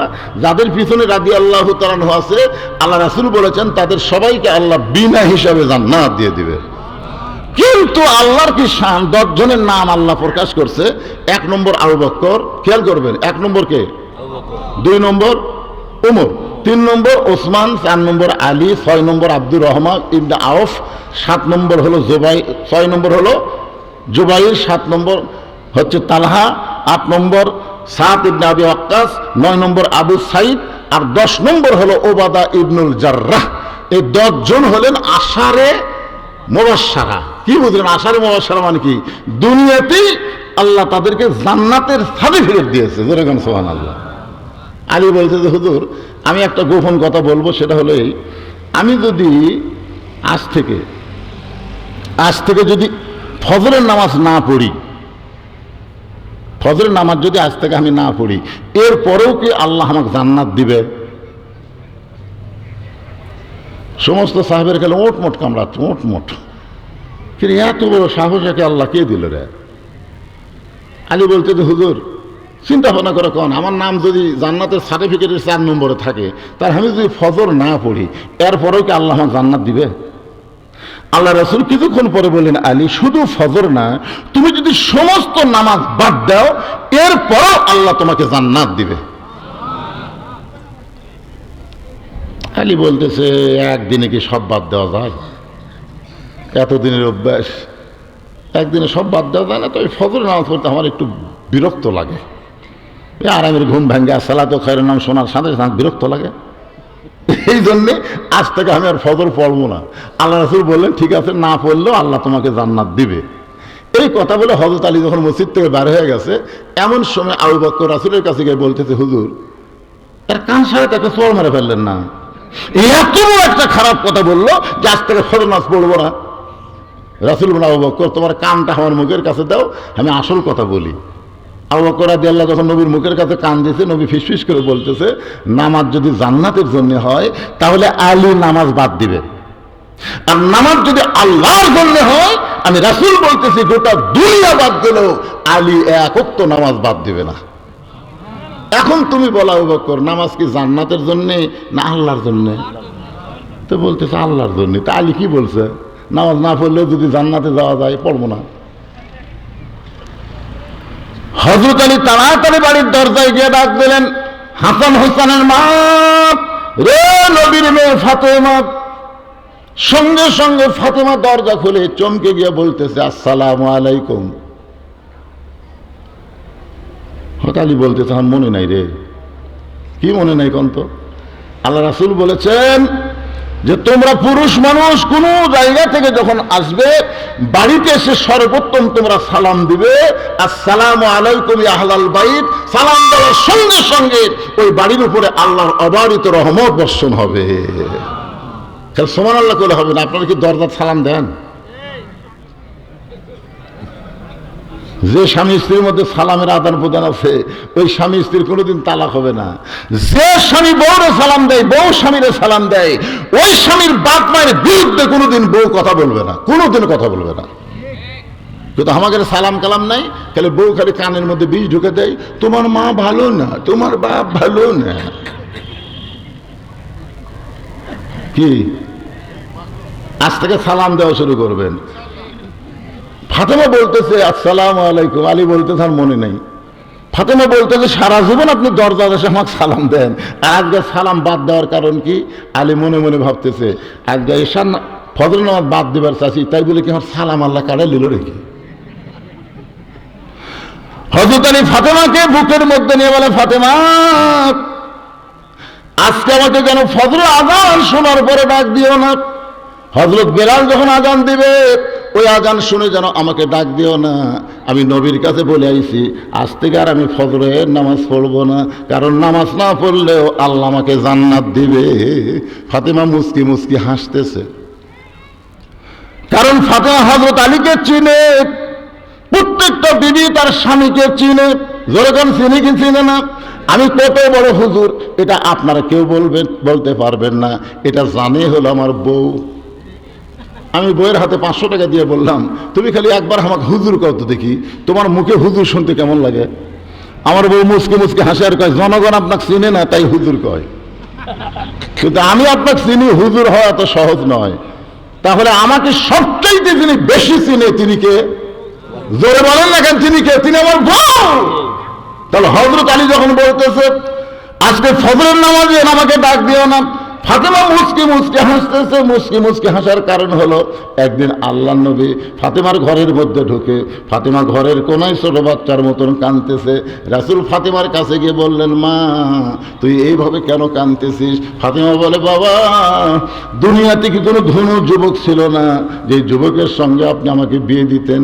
বাবা এমন একটা গরিবের সঙ্গে আমার বিয়ে দিলেন, আমার সকালবেলা খাবার থাকলে রাতের বেলা থাকে না, রাতের বেলা কোনোদিন যদি খাবার পাই দিনের বেলা থাকে না। এই কষ্টের জীবন আমি আর সইতে পারি না। সঙ্গে সঙ্গে রাসূল বললেন, ফাতেমা তুই কি জানিস মা, আমি সত্যি দুনিয়ার যুবকদের সঙ্গে তোকে বিয়ে দিবার চাইছিলাম, কিন্তু ধনী যুবক কাছে আসার পরেও আল্লাহ তাআলা আলীর ব্যাপারে ঘটকালি করেছে। এখন বল ফাতেমা, আল্লাহ যদি আলীর ব্যাপারে ঘটকালি করে তখন আমি নবী কি করব? সঙ্গে সঙ্গে ফাতেমা বলতেছে, বাবা আল্লাহ যদি আলীর ব্যাপারে ঘটকালি করে থাকে তাহলে শত কষ্টের মধ্যে আর আমি কষ্ট পাবো না। রাসূল বলেছে, ফাতেমা তোর একটা কথা বলি। বলে কি কথা? হলো যে আল্লাহর পরে কাউকে যদি সেজদা দেওয়ার হুকুম থাকতো তাহলে প্রত্যেকটা বিবিকে বলতাম স্বামীর পায়ে সেজদা করো। ফাতেমা আল্লাহর পরে আলী হচ্ছে তোমার কাছে সব চাইতে দামি। জোরেখান সুবহানাল্লাহ। সেদিন থেকে ফাতেমা বুঝবার পারছে তার স্বামী সাধারণ কোনো মানুষ নয়। বলে ঠিক আছে, ফজর নামাজ যখন পড়বেন না তাহলে আপনাকে আদর করে আমি ঘুমায় দেই। এতদিন বালিশের উপর মাথা দিয়ে হযরত আলী ঘুমাইছে, আর সেই রাত্রে ফাতেমা উরাতটাকে বালিশ বানায় দিয়া স্বামীর চুলের মধ্যে হাত দিয়ে বিলকি কাটতেছে। এক সময় হযরত আলী ঘুমায় গেছে। হযরত আলী যেই মাত্র ঘুমাইছে, ঘুমের মধ্যে যখন অচেতন, কিছুক্ষণ পরেই হযরত আলী ঘুম থেকে লাফ দিয়ে উঠছে। ফাতেমা বলতেছে, স্বামী গো আপনি না কইলেন ফজরের নামাজ পড়বো না, আজান দিলেও যেন ঘুম থেকে ডাক না দেই, তাহলে আপনি কেমনে চেতন পাইলেন? আলী বলতেছেন, ফাতেমা ফজরের নামাজ না হয় পড়বো না, কিন্তু তাই বলে তাহাজ্জুদের নামাজ আমি ছাড়বো না। লিল্লাহি আকবার। আল্লাহ রাসূল বলেছেন 5 ওয়াক্ত নামাজ হলো ইবাদত। এ মনোযোগ দিয়ে শোনেন, আস্তাইনু বিস-সাবরি ওয়াস-সালাহ, ধৈর্যের নামাজ। মনোযোগ দিয়ে শোনেন, 5 ওয়াক্ত নামাজ হলো ইবাদত আর তাহাজ্জুদের নামাজ হলো মহব্বত। সাহাবারা জিজ্ঞাসা করলেন, হুজুর মহব্বত আর ইবাদত এই দুইটার মধ্যে তফাৎ কি? এদিকে চিল্লাচিল্লি কি করে? বাচ্চা কাচ্চারা ওই পার কি মেয়ে মানুষ আছে? যে বাচ্চারা চিল্লাচিল্লি করতেছে ওই বাচ্চারা হলো সিজার করা। যেরকম কি করা? সিজার করা বাচ্চারা অস্থির হয়। কারণ নর্মাল বাচ্চা হলে সেই বাচ্চা অস্থির হয় না। কি জন্য হয় না? কারণ তো মানে জন্মের সময়ই তার জন্ম হয়, যখন জন্মের সময় সে জন্ম নেই, কিন্তু যখনই সিজার করবি পেট কাটা থেকে আর ঘুমই ভাঙেনি। ডাক্তারে কয় 2 দিন পরে এমনি জন্ম হতো রে, এখন পেট কাটলাম কি হলো? তখন আর এক ডাক্তার কয় পেটের মধ্যে বাইর করে একটা ঘুরেন দাও। তখন ছোটো বাচ্চাকে পেটের মধ্যে বাইর করে পা ধরে এইরকম একটা ঘুরেন দেয়, বুঝছেন, চেতন করার জন্য। ওই ঘুমের ঘরে করে এই যে একটা স্কিওর মারে, ওই কারণে ওর মাথার ব্রেনটা কি হয় অস্থির হয়ে যায়। আর অস্থির হওয়ার কারণে দুনিয়াতে মোবাইল ছাড়া ভাত খায় না, মোবাইল ছাড়া ওর কান্না বন্ধ হয় না। জোরে কথা ঠিক কিনা? এই সিজার করা গুলো চিল্লাচ্ছে, সিজার করা। এই টেজের উপর যে করে আমরা বসে আছি আমরা সবাই হলো নর্মাল, আমরা কিন্তু সিজার না। আমার দাদি আমাকে বলছে, ভাই তোর মায়ের পেট থেকে বাইর করে তোর মাথা লম্বা হয়ে গেছিল রে, পরে তোর মাথা থাবড়ে থাবড়ে আমরা গোল করছি, দেখছেন? কি বলবো প্রসবের কথা, মাবিনে সেই ব্যথা কেউ তো বুঝিবে না, মাজন ঠেকিয়া সন্তানের দায় অকালে মা মারা যায়, কেন সে মায়ের ভক্তি করবা না, এমন দরদি ভবে কেউ হবে না আমার মা গো। মারে মা, ও মা, বাচ্চা নরমালি হবে না, তাহলে অধৈর্য হওয়ার কারণে এই সিজার করা, আর সিজার করবার গেলে ওই পেট কে লাড়ে? মেয়া ডাক্তার, একটা মরদ মানুষ ডাক্তার, কোন জায়গায় বাচ্চা আছে কুটি কাটা লাগবে লেড়ে ছেড়ে। এই আপনার স্মরণ নাই আপনার বইয়ের পেট একটা মরদ মানুষ লাড়া কাটতেছে কেন? কিছু সিজার করাবো, সিজার করাবো। সিজার করলে মায়ের ক্ষতি, সিজার করলে বাচ্চার ক্ষতি। একটু মনোযোগ দিয়ে শোনেন। 5 ওয়াক্ত নামাজ হলো ইবাদত, আর তাহাজ্জুদের নামাজ হলো মহাব্বত। সাহাবারা জিজ্ঞাসা করলেন, হুজুর ইবাদত আর মহব্বতের তফাৎ কি? রাসূল বলেন, ইবাদতের বিনিময়ে মানুষ জান্নাত চায়, আর মহব্বতের বিনিময়ে মানুষ আল্লাহ চায়। এক বান্দা আছে নামাজের শেষদায়, তাহাজ্জুদের কোন নামাজ? আল্লাহ ডাক দেয় বলে, তুই যতই নামাজ পড় আর সেজদা কর, তোর ঠিকানা হলো জাহান্নাম। যেই বলছে তুই যতই নামাজ পড়ার সেজদা কর, তোর ঠিকানা হলো জাহান্নাম, ওই বান্দা সেজদা থেকে মাথা তুলে বলতেছে আলহামদুলিল্লাহ, আলহামদুলিল্লাহ। আল্লাহ কয়, কে রে পাগলা, তো জাহান্নাম দিলাম, তারপরে তুই আমার শুকর আদায় করতেছিস? সেজদাকারী বলতেছে, আল্লাহ আমি তো ইমানের কারণে জানি জান্নাতের মালিক তুমি, জাহান্নামের মালিক তুমি। তুমি জাহান্নাম বানায়, সেই জাহান্নাম যদি আমাকে দাও, আমার আপত্তি করে কোনো লাভ আছে? তুমি আমাকে জাহান্নাম দিবে, আলহামদুলিল্লাহ। তাও তো আমি বলতে পারবো আমার জায়গা আছে রে, আমি তাও বলতে পারবো আল্লাহর জাহান্নামে আমার জায়গা আছে। তুমি যদি বলতে জাহান্নামও নাই জান্নাতও নাই, তাহলে যাবো কোথায়? আল্লাহ বলে, পাগল জাহান্নামে গেলে তুই পড়ে যাবি, তোর কষ্ট হবে। পাগল বলতেছে, আমার জাতির পিতা হযরত ইব্রাহিম নমরুদের চুলা যখন জ্বালাইছিল আগুনে ফেলে দেওয়ার জন্য, আপনি আগুনের চুলাকে শান্তির বাগান কেন বানাইছেন? আল্লাহ বলে, ইব্রাহিমের কলিজায় আমার মহব্বত ছিল। সেজদাকারী বলে, আল্লাহ তাকায় দেখো, আমার কলিজায় তোমার মহব্বত, তুমি আমার জাহান্নাম দিলে কি হবে? আমি জাহান্নামেও তোমাকে সঙ্গে করে রওনা দিব। আল্লাহ বলে, পাগল রে, আমার মহব্বত নিয়ে কেউ যদি জাহান্নামেও যায়, আমি জাহান্নামকেও জান্নাত বানায়া দিব। হযরত আলী ওযু করে তাহাজ্জুদের নামাজ আদায় করলেন। তাহাজ্জুদের নামাজ আদায় করার কিছুক্ষণ পরে হযরত বেলাল যখন আযান দেয়, আল্লাহ রাসূল বলেছেন, দুনিয়ার মুয়াজ্জিন আযান দিলে আযান মুসল্লির কান পর্যন্ত পৌঁছে, কিন্তু আমার বেলাল যখন আযান দেয়, ওই আযান আল্লাহর আরশ পর্যন্ত পৌঁছে যায়। সাহাবারা বললেন, হুজুর হযরত বেলালের আযানের মাহাত্ম্য এত বেশি কেন? আল্লাহ রাসূল বললেন, সাহাবীরা তোমরা তো তখন কেউ ছিল না, মাত্র 6 নম্বর সাহাবীর নাম হলো বেলাল। মাত্র কয় নম্বর? 6 নম্বর সাহাবীর নাম হলো বেলাল। এই বেলাল যখন ঈমান গ্রহণ করছে, শুধুমাত্র ঈমান গ্রহণ করার অপরাধে বেলালকে সারা দিন ওরা মারছে। শুধু মারে নাই, বুকে পাথর চাপা দিয়ে রাখছে। এরপরও বেলাল যখন আল্লাহ ছাড়ে নাই, মুখের ভিতর হাত দিয়ে জিহ্বা টেনে বের করে ওই জিহ্বার মধ্যে কাফিররা পেরেক ঢুকাই দিছে। এই এক দিক দিয়ে পেরেক ঢুকাই আর এক দিক দিয়ে বের করে দিছে। এরপরও বেলাল আমার আল্লাহকে ছাড়ে নাই। আবু বকর বেলালকে মুক্ত করে নবীর কাছে যখন নিয়ে আসে, নবী বেলালের জিহ্বা দেখে অনেক দূর পর্যন্ত বার হয়ে গেছে। রাসূল নিজের হাত দিয়ে বেলালের জিহ্বার কাঁটাগুলো বের করে জিহ্বার আগে একটা চুমু দিলেন, সঙ্গে সঙ্গে জিহ্বা পূর্ব আকারে মুখের মধ্যে ঢুকে গেলেন। রাসূল বেলালের কপালে চুমু দিয়ে বললেন, বেলাল তুমি কি চাও? বেলাল বলে, ইয়া রাসূলুল্লাহ, আস্তে আস্তে আল্লাহ বলার কারণে আমাকে এত মারছে, একদিন সময় সুযোগ মতো আমি সে আল্লাহকে সবার কাছে পৌঁছায় দিবার চাই। রাসূল বলে, সাহাবীরা এই জন্য বেলাল যখন আযান দেয়, শুধু দুনিয়ার কোন মুসলমানের কানে না, আল্লাহর আরশ পর্যন্ত বেলালের আযান পৌঁছে যায়। জোরে বলেন সুবহানাল্লাহ। সেই হযরত বেলাল যখন বলতেছে, আসসালাতু খায়রুম মিনান নাওম, সঙ্গে সঙ্গে হযরত আলী হাব্বা জাব্বা পাগড়ি পরে বাড়ির থেকে বের হচ্ছে। ফাতেমা সামনে দাঁড়ায় বলতেছে, আপনি না আমার বাবার কাছে কয়ে আসছেন ফজর নামাজ পড়বেন না, আপনি আমার কাছে আসাই বললেন যে ফজর নামাজ পড়বো না, নবীর কাছে কয়ে আসছি, তো এখন আবার এরকম সাইজ হয়ে কোথায় যাবেন? আলী বলতেছে, ফাতেমা আমি বলেছি ফজরের নামাজ পড়বো না, তাই বলি কি নামাজ পড়া দেখা যাবে না?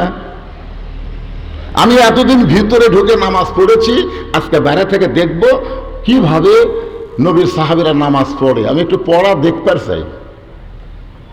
ফাতেমা দেখলো স্বামীর সাথে তর্ক করে লাভ নেই, কারণ রাসূল বলেছেন আনা মাদিনাতুল ইলমে ওয়া আলী বাবুহা। ফাতেমা শোনো, আমি নবীর যত এলেম আছে সমস্ত এলেম একে একে হযরত আলীর ভিতরে আল্লাহ দিয়ে দিছে। জোরে কোন সুবহানাল্লাহ। আমি হচ্ছে এলেমের শহর, আলী হচ্ছে তার দরওয়াজা।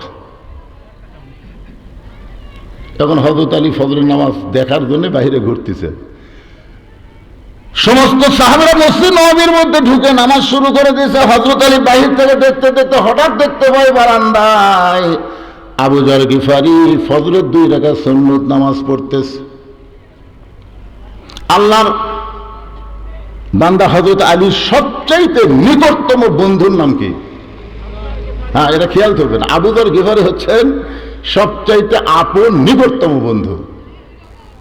যখন ফাতেমা দুনিয়া থেকে বিদায় নিল, আবু যর গিফারিকে কিন্তু কবর খোঁড়ার কথা বলেছিল। ধরে কোন কথা ঠিক কিনা? ফাতেমা একটা শর্ত দিয়েছিল যে আমি পর্দানিশি, আমার কবর যেন দুনিয়ার কোনো খবর মানুষ না জানে, তবে আপনার একান্ত বন্ধু যদি থাকে তারা একটু বলবেন, সে যেন গোপনে কবর খনন করে দেয়। আবু যর গিফারি ফাতেমার কবর খনন করে দিয়েছে। সে আবু যর গিফারি মসজিদে নববীর বারান্দায় ফজরের সুন্নত পড়তেছে। হতারি তাকায় দেখে, তাকায় দেখা মানে কি? এই 2 চোখ দেয়া একে চোখ বন্ধ করে দেখে, ইয়ানজুরু বিনুরিল্লাহ ইত্তাকু ফিরাসাতাল মুমিনিনা ফাইন্নাহু ইয়ানজুরু বিনুরিল্লাহ। চোখ বন্ধ করে দেখে হযরত আবু যর গিফারি শুধু নামাজ পড়তেছে না, নামাজের ভিতর দিয়ে আল্লাহর সাথে নিজের কলিজার মহব্বতকে একাকার করে দিচ্ছে। যখন সেজদায় গেছে অস্তুত ওয়াক্তারি, সেজদা হচ্ছে বান্দাকে আল্লাহর নিকটে পৌঁছায় দেয়। জোরে কোন সুবহানাল্লাহ। তো ওইটা দেখার পরে আর হযরত আলী বাইরে থাকতে পারে? দেখবার পাচ্ছে যে আমরা দেখবার পাই না তো। কানার ভাগ্যে ধন মিলে না, সামনে পড়ে আছে সোনা, কানা দেখতে পায় না, মাটি মনে করে ফাইলা দেয়, হাতে তুলে নেয় না। কানার ভাগ্যে ধন মিলে না। যৌবন বয়সে কানা এক ওয়াক্ত নামাজ পড়েনি, বুড়ো বয়সে মসজিদে যায়, যখন হয় চামড়া ঢিল, আল্লাহর সাথে দেয় মিল। কি? সারা জীবন ঘুষের চাকরি করছে, চাকরি যখন রিটায়ার হচ্ছে তখন আল্লাহর কাছে কান দিচ্ছে আর বলতেছে, আল্লাহ আমি আর জীবনে ঘুষ খাবো না, আল্লাহ আমি আর ঘুষ খাবো না, আল্লাহ আমি আর ঘুষ খাবো। 2 কান্দের ফেরেশতাকে আল্লাহ এর কান্দ থোড়া থাকে কি লাগবো? যতদিন ঘুষের চাকরি করছে ততদিন তওবা করেনি, এখন চাকরি গেছে আর তওবা করতেছে। যৌবন বয়সে শয়তানের কাম করা, বুড়া বয়সে মসজিদে যায়, মসজিদে আর বসবার পারে না, সিরিয়াল যায়। কি? মসজিদে নামাজ পড়লে 27 গুণ সওয়াব হবে। 27 গুণ সওয়াব হবে কিভাবে নামাজ পড়লে? কোন মসজিদে আপনি নামাজ পড়লে 27 গুণ সওয়াব হবে? এই 27 গুণ সওয়াব কিভাবে হবে? জামাতে নামাজ পড়লে। জোরে কোন কি করে জামাত পড়লে? জোরে কোন কিভাবে নামাজ পড়লে? জামাতে নামাজ পড়বার গেলে পায়ের গোড়ালির সঙ্গে গোড়ালি মিল করে কাতার সোজা করে দাঁড়াতে হবে। জোরে কোন কথা ঠিক কি না? হ্যাঁ, আর 2 চেয়ার কাতারের মধ্যে বসে গেছে, 2 চেয়ার। চেয়ার আলার পাও কোনটি? তোমার পাও কোনটি? সামনে কাতার ফাঁকা থুয়া পিছনে কাতার যদি পুরা করে সামনে কাতার মাকরু হয়ে যায়, তাহলে 2টা চেয়ার থাকা মানে কাতার ফাঁকা। তাহলে আপনাদের দায়িত্ব কি? 4 জন মানুষ ওই চেয়ারের 4টা পাও কান্দত দিয়ে অকসহ, ফেলা দেওয়ার দরকার নেই, অকসহ কান্দত 4 জন নেবেন, 4 জন 4 পাও ধরে কান্দত করে বারান্দাত লিয়ে সব থুয়ে দিবেন। যে আমরা ইয়ের কি বাড়ি আসিনি, আমরা 27 গুণ সওয়াব বলে বেড়াচ্ছি রে।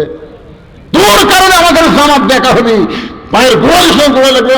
পড়বার যদি চাস বারান্দাত পড়, ভিতরে লয়। কথা কান না কেন ভাইজান, কথা কান না কেন? যৌবন বয়স থেকে ব্যক্তি যদি নামাজ পড়তো, বুড়া বয়সে আল্লাহ তাকে পেনশন দিয়ে দিত। পেনশন বুঝেন? যে লোকটা 60 বছর সরকারি চাকরি করে, বুড়া বয়সে তাকে চাকরি করা লাগে, বসে থেকে পেনশন খায়। তো 60 বছর পর্যন্ত 5 ওয়াক্ত নামাজ জামাতে আদায় করছে। এখন যদি জামাতে নামাজ পড়বে না পড়ে, অসুস্থ হওয়ার কারণে যেখানে নামাজ পড়বে আল্লাহ পেনশনের সওয়াব তার আমলনামায় দিয়ে দিবে। জোরে কথা ঠিক কিনা? একটু মনোযোগ দিয়ে শুনবেন। আবু যর গিফারির কাছে হযরত আলী দাঁড়ায়া ফজরের 2 রাকাত সুন্নত নামাজ আদায় করছে। সুন্নত নামাজ আদায় করেছে, আলী সালাম ফেলেছে। আবু যর গিফারি কোনার ঘুতে দিয়ে বলতেছে, কে ভাই এসার সময় কি করলে? তুমি যখন নবীর সামনে বললে আমি তখন তোমার কাছে ছিলাম। তুমি যে বললে আজ থেকে ফজরের নামাজ পড়বো না, তো নবীর কাছে এই কথা বলে তুমি আমার এখন কি করলে? আলী বলতেছে, এই আমি বলছি ফজরের ফরজ পড়বো না, তাই বলে কি সুন্নত পড়া যাবে না? যেই বলছে আমি না হয় ফজরের ফরজ পড়বো না, তাই বলে সুন্নত পড়া যাবে না, আবু যার গেফারি মুখে আঙ্গুর ঢুকাইছে। এই কারণেই আল্লাহ রাসূল বলেছেন, আমার পরে তোমরা যদি কারো কাছে কিছু পাবার চাও তাহলে আমাকে না পাইলে তোমরা আলীর কাছে যাও। প্রত্যেকটা সাহাবী বিশ্বাস করতেন ইসলামী ভার্সিটির প্রিন্সিপাল হচ্ছেন আল্লাহর নবী, আর ভাইস প্রিন্সিপাল হলো হযরত আলী। ধরে কান সুবহানাল্লাহ। আপনারা ইসলামের খেলাফতের নিয়মটা দেখবেন। আল্লাহ রাসূল যখন মদিনার রাষ্ট্রপতি ছিল তখন শিক্ষামন্ত্রী ছিলেন হযরত আলী। সুবহানাল্লাহ না কেন? ধর্মমন্ত্রী আবু বকর, অর্থমন্ত্রী ওসমান, আইনমন্ত্রী ওমর। গেল আবু বকর রাদিয়াল্লাহু যখন মদিনার খলিফা ছিলেন তখন শিক্ষামন্ত্রী হচ্ছেন হযরত আলী। সুবহানাল্লাহ না কেন? ওমর ফারুক যখন মদিনার খলিফা তখন শিক্ষামন্ত্রী হলেন হযরত আলী। ওসমান গনি যখন মদিনার খলিফা তখনও শিক্ষামন্ত্রী হচ্ছেন হযরত আলী। মানে শিক্ষামন্ত্রী আলী থাকা অবস্থায় অন্য কাউকে দেওয়া হয়নি, কারণ সবচেয়ে বেশি শিক্ষা যার মধ্যে ছিল তার নামই হচ্ছে হযরত আলী। আর আমাদের বাংলাদেশের শিক্ষামন্ত্রীকে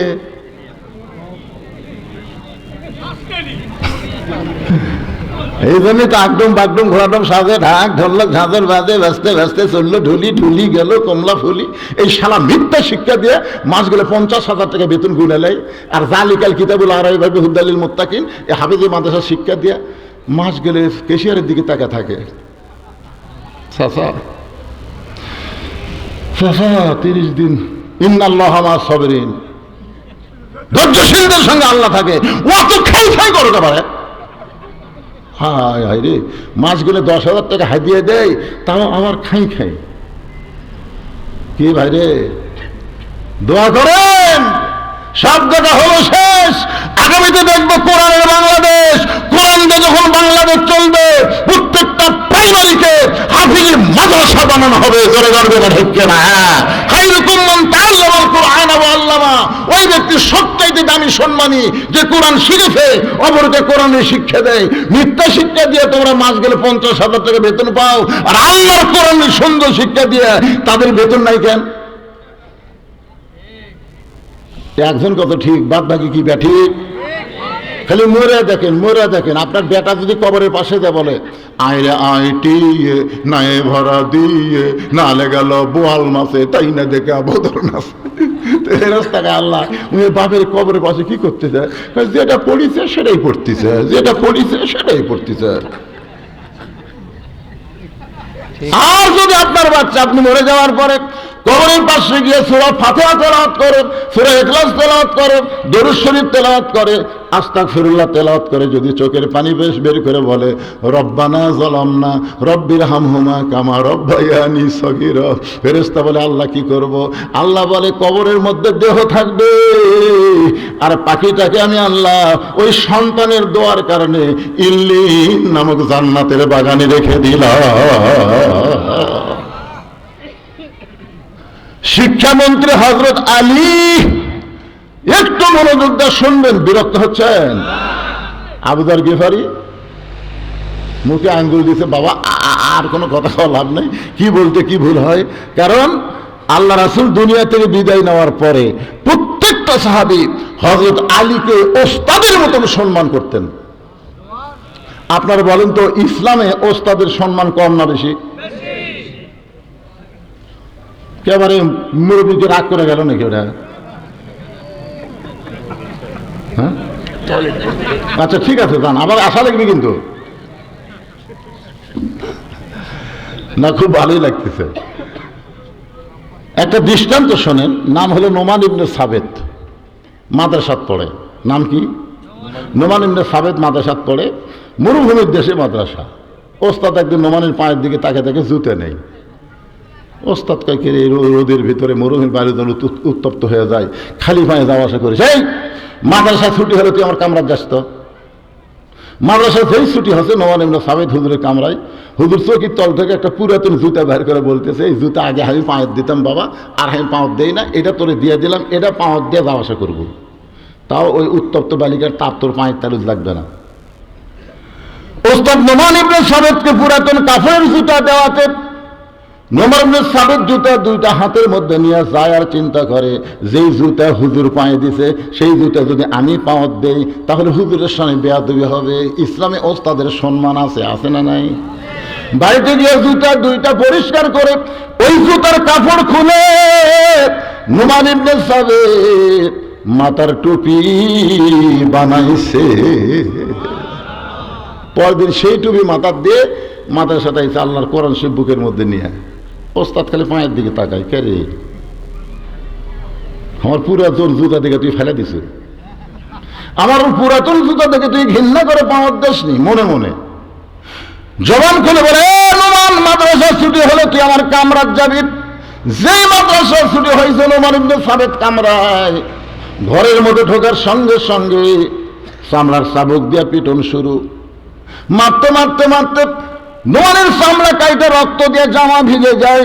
ওস্তাদ এক সময় বলে, বেটা রে, আমার হাতে যদি টাকা থাকতাম তোর নতুন জুতা আমি কিনে দিতাম, কিন্তু পুরাতন জুতা দিছি বলে তুই জুতা ফাইলা দিয়া ঘৃণা করে জুতা পায়ে দিসনি, এই জন্যই তোকে এত মারতেছি, তুই যে কিছুই বলিস না। নোমান ইবনে সাবেত বলে, হুজুর আপনি শুধু আমার পায়ের দিকে তাকান, একটা বার কি আমার মাথার দিকে আপনি দেখবেন না? ওস্তাদ মাথার দিকে তাকায় দেখে নোমান ইবনে সাবেত ওই জুতার কাপড় দিয়ে টুপি বানাইছে। ওস্তাদ বুকের মধ্যে চাপটে ধরে বলে, বাবার একটা বার যদি আমারে বলতা যে হুজুর জুতার কাপড় দিয়ে মাথার টুপি বানাইছি তাহলে তোরে তো এত মারতাম না। নোমান ইবনে সাবেত বলে, হুজুর কয়েকদিন আগে আমি স্বপ্নে দেখলাম আল্লাহর কোরআন শিখতে গিয়া ওস্তাদের হাতে যত জায়গায় ছাত্র পিটন খাবে ওই জায়গায় জাহান্নামের আগুন কোনোদিন লাগবে না। হুজুর আমাকে আরো মারেন, আমাকে আরো মারেন। আল্লাহর কোরআন পড়তে পড়তে জাহান্নামের আগুনকে আমার বড় ভয় লাগে। আল্লাহর কোরআনের ওসিলায় আল্লাহ যেন আমাকে জান্নাত দিয়ে দেয়। ওস্তাদ বুকের মধ্যে নিয়ে বলে, নোমান রে, আমি ওস্তাদ হয়ে দোয়া করলাম আল্লাহ যেন জগৎ বিখ্যাত আলেম তোরে বানায় দেয়। ওই নোমান ইবনে সাবেত হলেন ইমামে আজম আবু হানিফা। এখন বলেন, ইসলামে মাদ্রাসায় ওস্তাদের সম্মান আছে না নাই? জোরে কোন আছে না নাই? বাজান এই কারণেই সম্মান, এই কোরআনের সঙ্গে তারা সম্পর্ক করে। আমাকে ওয়াজ শুরুর সময় বলেছে, হুজুর ওয়াজের একটা সময় আপনি একটু জনগণকে বলবেন এই মাদ্রাসার জন্য তারা যেন প্রাণ খুলে দান করে। আমি আপনাদের কাছে মাত্র 100টা কোরআন শরীফ চাই মহিলা এবং ছেলে মাদ্রাসার জন্য। 100টা কোরআন শরীফ আপনারা দান করবেন। বাবা, যাদের বাপ মা কবরে গেছে, যাদের দাদা দাদি কবরে গেছে, নিজেও কবরে যাবেন, পৃথিবীর শ্রেষ্ঠ দান হলো নবীর মাদ্রাসায় একটা কোরআন, একটা কোরআন শরীফ মাত্র 500 টাকা। আপনি 500 টাকা দিবেন, আল্লাহর নবীর মাদ্রাসায় একটা কোরআন দান করার সওয়াব আল্লাহ আপনাকে দিয়ে দিবে। কত টাকা কত হালে কত দিকে চলে গেছে। পৃথিবীর শ্রেষ্ঠ দান হলো একটা কোরআন। যদি আপনি বলেন হুজুর আমি 2টা কোরআন দিব, তাহলে 1000 টাকা দিবেন। বা আপনার রোহের মাগফিরাতে যদি মনে করেন 4টা দিব, 2000 টাকা দিবেন। না পারলে একটা কোরআন শরীফ বাবদ মাত্র 500 টাকা। পৃথিবীর শ্রেষ্ঠ দান নবীর মাদ্রাসা একটা কোরআন। বাজান পকেটে টাকা থাকলে কৃপণতা করেন না, হতে পারে জীবনের শেষ দান হতে পারে, এই জন্য একটা কোরআন শরীফ দান করবেন। আপনাদের শ্রেষ্ঠ দান এই মাদ্রাসায় একটা কোরআন। ছেলেরা কোরআন শরীফ পড়বে, আপনি কোরআন কিনে এনে দেওয়া রাখবে না, আমার হাতে 500 টাকা দিবেন। 500 টাকা দেওয়া মাত্রই আল্লাহ আপনার আমল নামে একটা কোরআন দানের সব দিয়ে দিবে। এতগুলো মানুষের মধ্যে কি একজনের মন গলতেছে না? হ্যাঁ, নগদ বাজান, নগদ দেওয়া লাগবে, নগদ। হ্যাঁ আচ্ছা, যে কটা পারে তার নগদ দেখ, আপনি নাই কালি দেন, অসুবিধা নেই। এই সাইডে একজন সিএলএ বসা দেখবে, অত দূর ঘুরে ঘুরে টেপ একটা করছে, মানে যাত্রা প্যান্ডেল দেখছেন। 100 জন আল্লাহর বান্দা উঠবেন না। আবু যর গিফারের কাছে হয়তো আলী বসে আছে, বুঝতেছেন না? ফজর নামাজ পড়বি না আর সুন্নত পড়তেছে, তারপরে কি হবে? এবারে আমার হাতে তো এখন একটাও এলো না, দোয়া করা লাগতেছে না।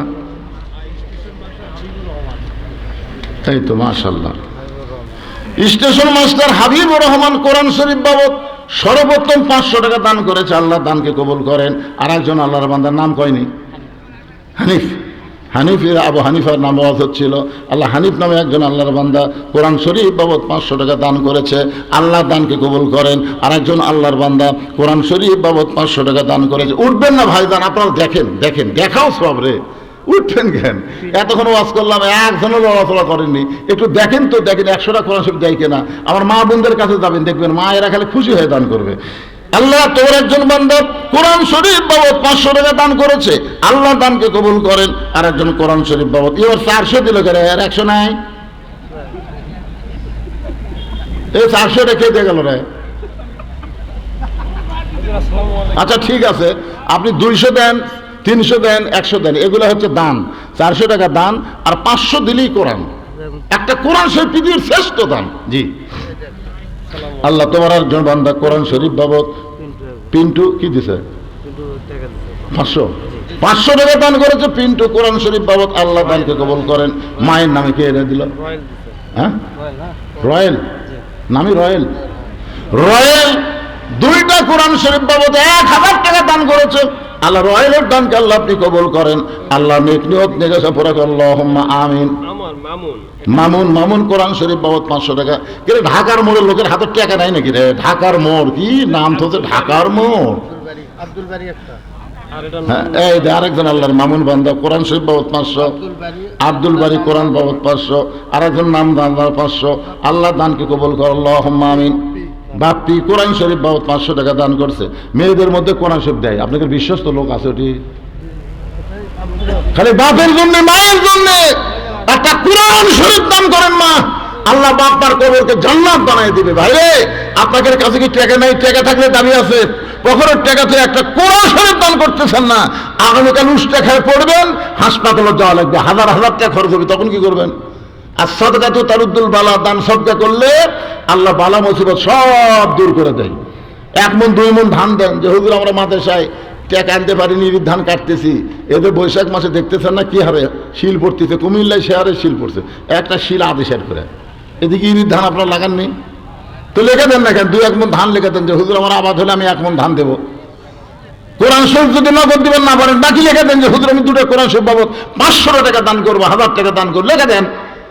এ মাদ্রাসা চালাবার গেলে তো দান করা লাগবে রে ভাই, সবাই দান করেন আল্লাহর হস্তে। আপনাদেরকে আগে আদায় করছেন নাকি? বাড়ি বাড়ি আদায় করছেন?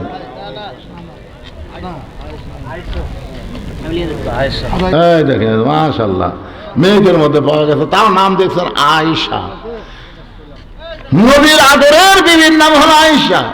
যেমন দান করলো তার নাম আয়েশা। মা আয়েশার সঙ্গে আল্লাহ এই আয়েশাকে আল্লাহ জান্নাত দিবেন। কোরআন শরীফ বাবদ 500 টাকা দান করছে, আল্লাহ দানকে কবুল করেন আল্লাহুম্মা আমিন। আলামিন।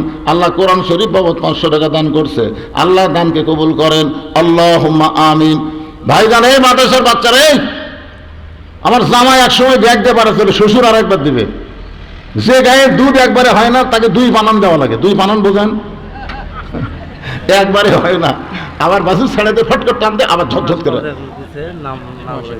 নাম বলার দরকার নেই, টাকা 500 দিতে তো আলহামদুলিল্লাহ। কোরআন শরীফ বাবদ 500 টাকা দান করছে। আর একজন আল্লাহর বান্দা 500 টাকা দান করছে, আল্লাহ দানকে কবুল করেন আল্লাহুম্মা আমিন। দাদা দাদির জন্য কোরআন শরীফ বাবদ 500 টাকা এবং 20টা টাকা দান করছে, আল্লাহ দানকে কবুল করেন। দাদা দাদির জন্য দান করতেছে লাথি। আর আপনাদের বাপ মরেনি, আপনাদের মা মারা যায়নি, একটু দয়া হয় না বাপ্পার জন্য যে হুজুর আজকে কোরআনের মাহফিল এসে বাপ্পার রুহের মাগফিরাতে একটা কোরআন শরীফ বাবদ 500 টাকা দিয়ে দিলাম। পৃথিবীর শ্রেষ্ঠ দান আল্লাহর কোরআন, নবীর মাদ্রাসায় দেওয়া। কোরআন শরীফ বাজারে দেওয়া লাগতেছে না, 500 টাকা দিলেই একটা কোরআন দানের সওয়াব আল্লাহ আপনাদের আমল নামে দিয়ে দিবে।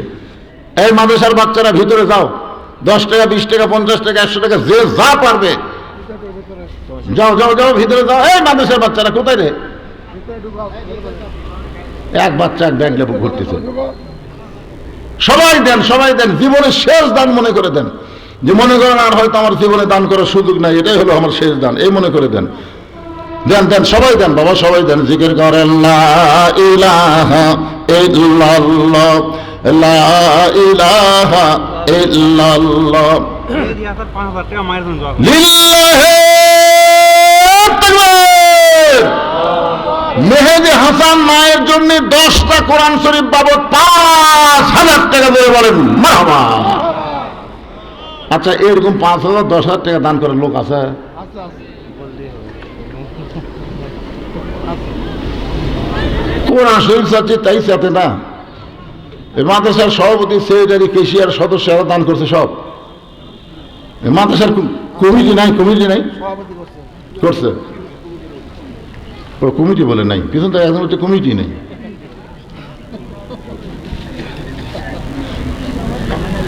তাহলে এই টাকাটা কে নিবি ভাই? এই কমিটি যদি না থাকে এই আছে। আপনাদের এই মাদ্রাসার সভাপতি কে? হ্যাঁ, তাই দিবি না কিছুই? এইবার হাওয়ার পর আছে। হ্যাঁ, ও ঢাকা থুয়াচ্ছেন। আজকে মাহাজনের জন্য সভাপতি কামড়ার পারে না। এই আপনার উঠে চলে যাচ্ছেন কেন? হ্যাঁ, এইবার দোয়া হবে আর।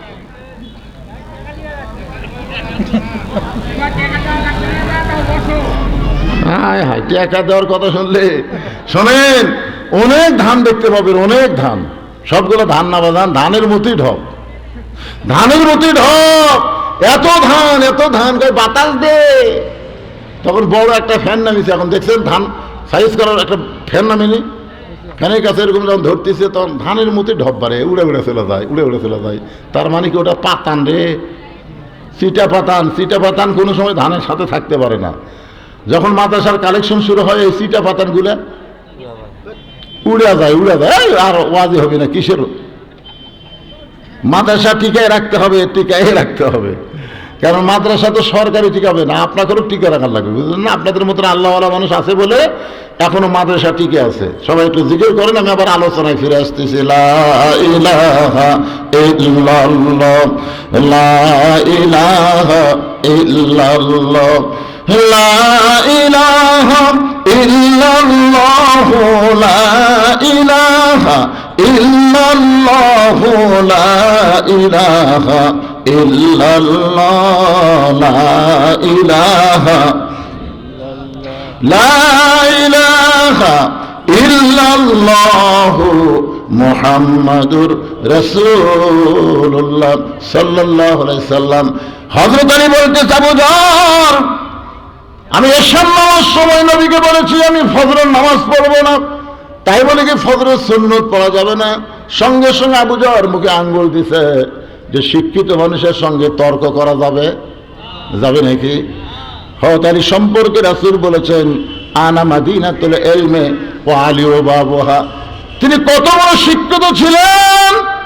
ওমর ফারুক যখন মদিনার খলিফা ছিলেন তখন হযরত আলী ছিলেন শিক্ষামন্ত্রী। ওমর ফারুক একবার জেরুজালেমে গেছিলেন, আপনার ইতিহাস সবাই জানেন। রাখালকে উটের পিঠে চড়ে দিয়েছেন, আর ওমর ফারুক রশি ধরে জমিনে দাঁড়িয়ে আছে। জেরুজালেমের খ্রিস্টানরা মনে করলো যে জেরুজালেম নিয়ে এখনো ফিলিস্তিনের উপরে কিন্তু নানা রকম নির্যাতন হচ্ছে। জোরেকার কথা ঠিক কিনা ভাই রে? জেরুজালেমের খ্রিস্টানরা মনে করলো উটের পিঠে যিনি বসে তিনি হলেন খলিফা, আর রশি ধরে যিনি জমিনে দাঁড়িয়ে আছেন তিনি হলেন রাখাল। এই জন্য জেরুজালেমের লোকেরা আভ্যর্থনা করার জন্য একটা চকিয়া এনে উটের গায়ের সঙ্গে লাগাই দিয়া একজন হামাগুড়ি দিয়ে বললেন, ইয়া আমির আল মুমিনিন, মুসলমানদের আমির, আপনার উটের পিঠ থেকে যদি নামতে কষ্ট হয় চকিয়ার উপরে পা দেয়া, তারপরে পিঠের উপরে পা দিয়ে আস্তে করে নামেন। রাখাল ছোট বাচ্চার মতন কান্না শুরু করেছে। জেরুজালেমের খ্রিস্টানরা বলে, কান্দেন কেন? বলে, কান্দার কারণ হলো তোমরা হযরত ওমরকে চিনো না, আমাকে ওমর মনে করে তোমরা সম্মান দাও, কিন্তু নিচে দড়ি ধরে যিনি দাঁড়িয়ে আছে তিনি হলেন হযরত ওমর। খ্রিস্টানরা বলে, এটা কেমনে হয়, এটা কেমনে হয়? রাখাল উটের পিঠে আর অর্ধ পৃথিবীর খলিফা জমিনে রশি ধরে দাঁড়ায়া। রাখাল বলতেছে, আল্লাহর কোরআন অনুযায়ী যখন রাষ্ট্র চলবে তখন মানুষ এমন অধিকার পাবে সবাই সমান হয়ে যাবে। সঙ্গে সঙ্গে জেরুজালেমের খ্রিস্টানরা বলে যে ইসলাম এমন সমতা দেয়, এমন সমমান দেয়, আমরা আর খ্রিস্টান থাকবো না, আমরা সবাই মুসলমান হয়ে যাব। ওমর ফারুকের হাতে সমস্ত খ্রিস্টান যখন মুসলমান হয়ে গেল, ওই খ্রিস্টানদের মধ্যে একজন বেঁকা ছিল, বেঁকা।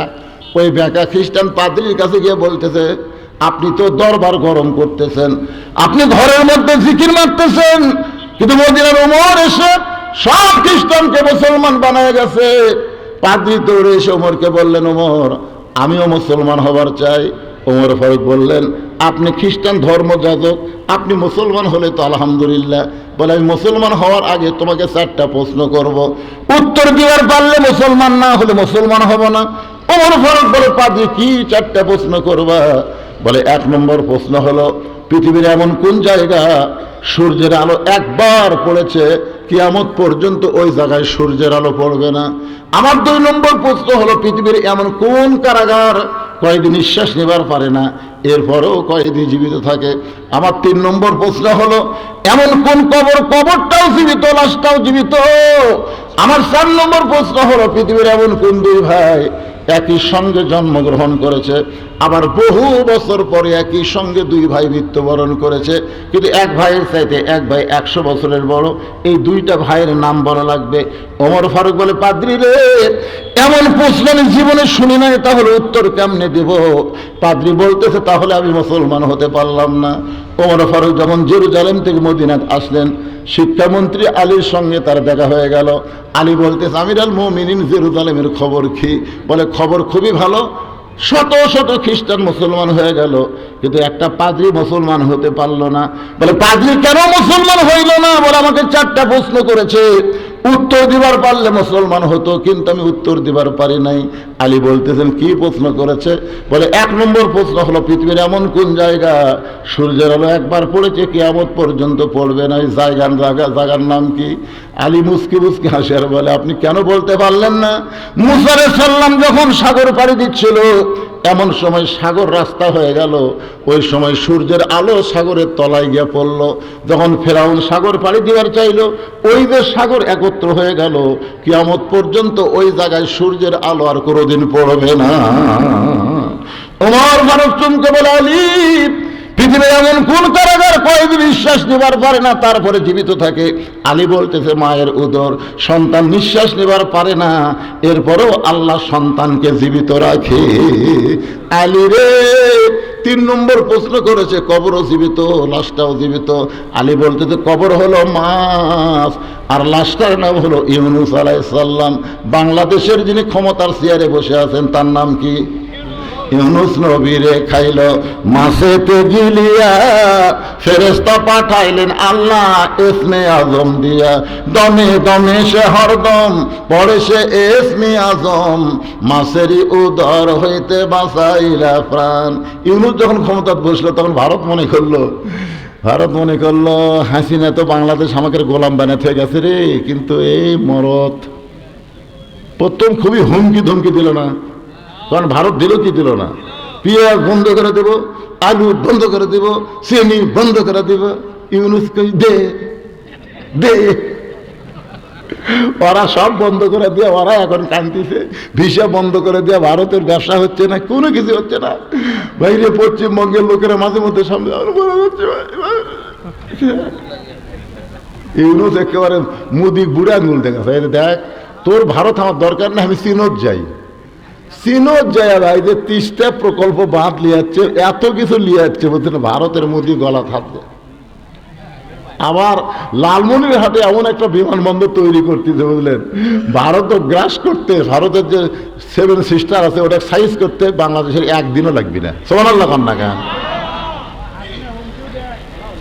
হাসিনার হুমকি, ফেঙ্গি কুত্তের হুমকি, ওরা লাভ আছে গেলে পাগলা। ফেঙ্গি কুত্তা তখন হুমকি দেয়, তখন কি করে, যে একটা বড় কুত্তা আসে 5 তলে নিয়ে আসবে। এখন কথা ঠিক কিনা? হাসিনা হলো ফেঙ্গি কুত্তে, ওর হুমকিত কাম হবে।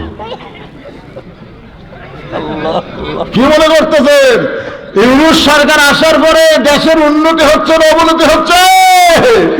এতক্ষণ কয়বার জেনারেটর চালু করা লাগলো, এতক্ষণ কয়বার জেনারেটর, মানে 8 ঘন্টা পরে কারেন্ট নেই, 8 ঘন্টা পরে কারেন্ট নেই। জোরে কোন কথা ঠিক কিনা? কারেন্ট যায়। রমজান মাসে গেছিল, এর আগে হাসিনার সময় ইফতার করবে কেবল বসে বিসমিল্লাহ করে মুখর দেবো, কারেন্ট নাই। তারাবির যায় কেবল 4 রাকাত নামাজ হতে কারেন্ট নাই। সেহরির সময় পানি ভরে নিয়ে যাচ্ছে, কারেন্ট নাই। কি শোনেন, মানুষ বুড়া হলে কাজ একটু ধীর গতিতে হবে। ওনার বয়স হলো 85 বছর, ধীর গতিতে কিন্তু সবাই ধরা পড়বে। আজও ধরা পড়ছে, ধরে কথা দেখে না, আস্তে আস্তে। ইন্নাল্লাহা মাস সাবিরিন, ধৈর্যশীলদের সঙ্গে আল্লাহ আছে বাজান। তো যেই কথা বলতেছে একটু মনোযোগ দিয়ে শোনেন। আবু যর গিফারি চুপ করে আছে। কিছুক্ষণ পরে ফজরের যখন সময় হয়েছে সেটা বলার আগে যেটা বলতেছিলাম, এবার বলতেছে উমর ফারুক বলতেছে, আলী ভাই, দুই ভাই একই সঙ্গে জন্মগ্রহণ করেছে, আবার বহু বছর পরে একই সঙ্গে মারা গেছে। এই দুই ভাইয়ের নাম কি? বলতেছে এক ভাইয়ের নাম হলো আজিজ আলাইহিস সালাম, আরেক ভাইয়ের নাম উযাইর আলাইহিস সালাম। কোরআন শরীফ পড়ে দেখেন, উযাইরকে আল্লাহ 100 বছর ঘুম দিয়েছিল, ঘুম থেকে চেতন করার পরে আবার দুই ভাই একই সঙ্গে কাফেরদের দ্বারা হত্যা হয়ে গেল। এখান থেকে বিশ্বাস হলো এক ভাইয়ের সাথে 100 বছরের বড়। ওমর ফারুক দৌড়ে এসে আলীকে বুকের মধ্যে নিয়ে বলে, আলী রে, তুমি না থাকলে আমরা ধ্বংস হয়ে যেতাম। জোরে গান সুবহানাল্লাহ।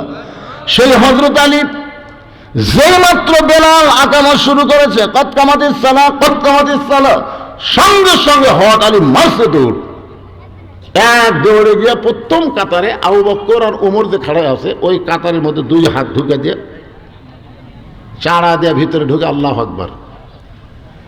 নবী ফজরের সালাম ফিরাই বলতেছে, আলী আলী, এসার সময় কি করে গেলি? তুই এসার সময় বলে গেলি ফজরের নামাজ পড়বো না, আবার সামনে কাতারে তুমি দেখতে পাই আবু বকর খালি মুখের তলে হাত দিয়ে মুসকি মুসকি হাসতেছে, কারণ আবু বকরকে আল্লাহ রাসূল আগেই বলে দিয়েছে, ধরে কোন কথা ঠিক না। আলী বলতেছে, ইয়া রাসূলুল্লাহ, বহু চেষ্টা করলাম ফজরের নামাজ পড়বো না, বহু চেষ্টা করলাম পড়বো না, কিন্তু আমি নামাজ পড়তে না চাইলে কি হবে, নামাজ আমাকে ছাড়লো না। ইয়া আইয়ুহাল্লাযীনা আমানু ইসতাঈনু বিস-সাবরি ওয়াস-সালাহ ইন্নাল্লাহা মা'আস-সাবিরিন। ধৈর্য নিয়ে আপনারা নামাজ পড়বেন, ধৈর্য নামাজের মধ্যে একটু ধৈর্য দিবেন, সূরা ফাতিহা একটু সুন্দর করে বলবেন, যে সূরা মিলাবেন একটু সুন্দর করে বলবেন, আল্লাহু আকবার বলা, আবার যখন দাঁড়াবেন সামি আল্লাহু লিমান হামিদা রব্বানা লাকাল হামদ একটু সময় দিবেন, সেজদা সুবহান রাব্বিল আলা বলে মাঝখানে বলে আল্লাহুম্মা ফিরলি ওয়ারহামনি ওয়াহদিনি ওয়ারযুকনি একটু সময় দিবেন।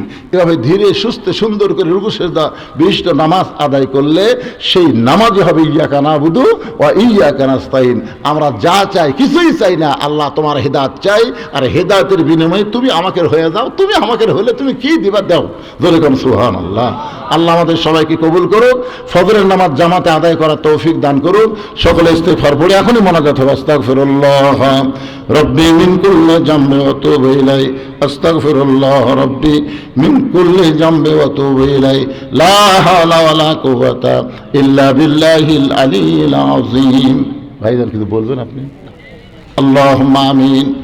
আল্লাহুম্মা আনতাস সালাম ওয়া মিনকাস সালাম তাবারাকতা ইয়া যাল জালালি ওয়াল ইকরাম। আয় আল্লাহ তাআলা, তোমার রহমতের দরজায় ফকির হয়ে আমরা হাত তুলেছি। আল্লাহ মাবুদ, কত সুন্দরভাবে আজকের মাহফিল হলো, উপরে কোনো সামিয়ানা নাই, তুমিও বৃষ্টি দাওনি, আবার ঝড়ও হয়নি, সুন্দর আবহাওয়ার মধ্যে আজকের মাহফিল হয়ে গেল। আল্লাহ মাহফিলকে কবুল করো, মাহফিল ওসিলাই মাদ্রাসাকে কিয়ামত পর্যন্ত কবুল করো। আজকের আলোচনার মধ্যে যদি কোনো ত্রুটি ভুল হয় মাফ করে দাও, জাহাদিয়া মঞ্জুর করো। সোনার মদিনায় নবী পাকের রওজা মোবারকে আল্লাহ কবুল করে নিও। तमाम আম্বিয়ায়ে কেরাম, আসহাবে কেরাম, তাবিনী কেরাম, তাবিনী কেরাম, तमाम পৃথিবীর মাটির নিচে যত মুমিন মুমিনা আছে আল্লাহ সকল আরওয়াহ ফরে হাদিয়া কবুল করো। আমরা যারা হাত তুলেছি, আমাদের জনম দুঃখনী মা, আমাদের বাবা যাদের কবরে চলে গেছে, আল্লাহ মেহেরবানি করে বাপ মার কবরকে জান্নাতের টুকরা বানিয়ে দাও। আমাদের দাদা দাদি, নানা নানি, আত্মীয় স্বজন, শ্বশুর শাশুড়ি যাদের কবরে আছে, কবরবাসীদের মাফ করে দাও। হে আল্লাহ, এই মাদ্রাসাকে মহব্বত করে নগদে বাকিতে আজকে যারা দান করেছে, আল্লাহ সব দানগুলোকে জান্নাতের বিনিময় হিসাবে কবুল করে নাও। আজকের মাহফিলের সম্মানিত সভাপতিকে আল্লাহ তুমি কবুল করো, সহসভাপতিকে কবুল করো, প্রধান অতিথি, বিশেষ অতিথির আল্লাহ তুমি কবুল করো। মাবুদ, এই মাদ্রাসা কমিটির সভাপতি, সেক্রেটারি, কেশিয়ার সদস্য যারা, আল্লাহ সকলকেই তুমি মাফ করে দাও। আল্লাহ মহিলা মাদ্রাসা, ছেলে মাদ্রাসা, 2 মাদ্রাসাকে আল্লাহ তুমি কবুল করে নাও। অত্র এলাকার সমস্ত মানুষকে মাদ্রাসার হিতাকাঙ্ক্ষী হিসেবে কবুল করো। ফিলিস্তিনের মুসলমানকে হেফাজত করো, গাজার মুসলমানকে হেফাজত করো। পৃথিবীর মানচিত্র থেকে ইসরায়েল ইহুদিকে আল্লাহ তুমি ধ্বংস করে দাও। আল্লাহ ভারতের মুসলমানকে হেফাজত করো। ভারতের মসজিদ মাদ্রাসা ওরা ভাঙতেছে, আল্লাহ ওদেরকে তুমি ধ্বংস করে দাও। আল্লাহ আল্লাহ মেহেরবানি করে আমার বাংলাদেশের প্রতি রহম করো। আল্লাহ ঢাকা মোড় এলাকার প্রতি খাস রহমত করো। আসমানের বড় আসমানে নাও, জমিনের বড় জমিনে ডাবায় দাও। আমরা অসুস্থ হাত তুলেছি, সুস্থতার নিয়ামত দান করে দাও। আল্লাহ কে কোন নিয়তে হাত তুলেছে আল্লাহ সকলের নেক নিয়ত নেকাশাকে কবুল করো। আমার মা বোনদেরকে পর্দা নিয়ে কবুল করো, আবিদা সালিহা কবুল করো। মা ফাতেমার চরিত্র দান করে মৃত্যুর সময় আমাদের জবানে জারি করে দিও লা ইলাহা ইল্লাল্লাহু মুহাম্মাদুর রাসূলুল্লাহ সাল্লাল্লাহু আলাইহি সাল্লাম। আসসালামু আলাইকুম ওয়া রাহমাতুল্লাহি ওয়া বারাকাতুহু।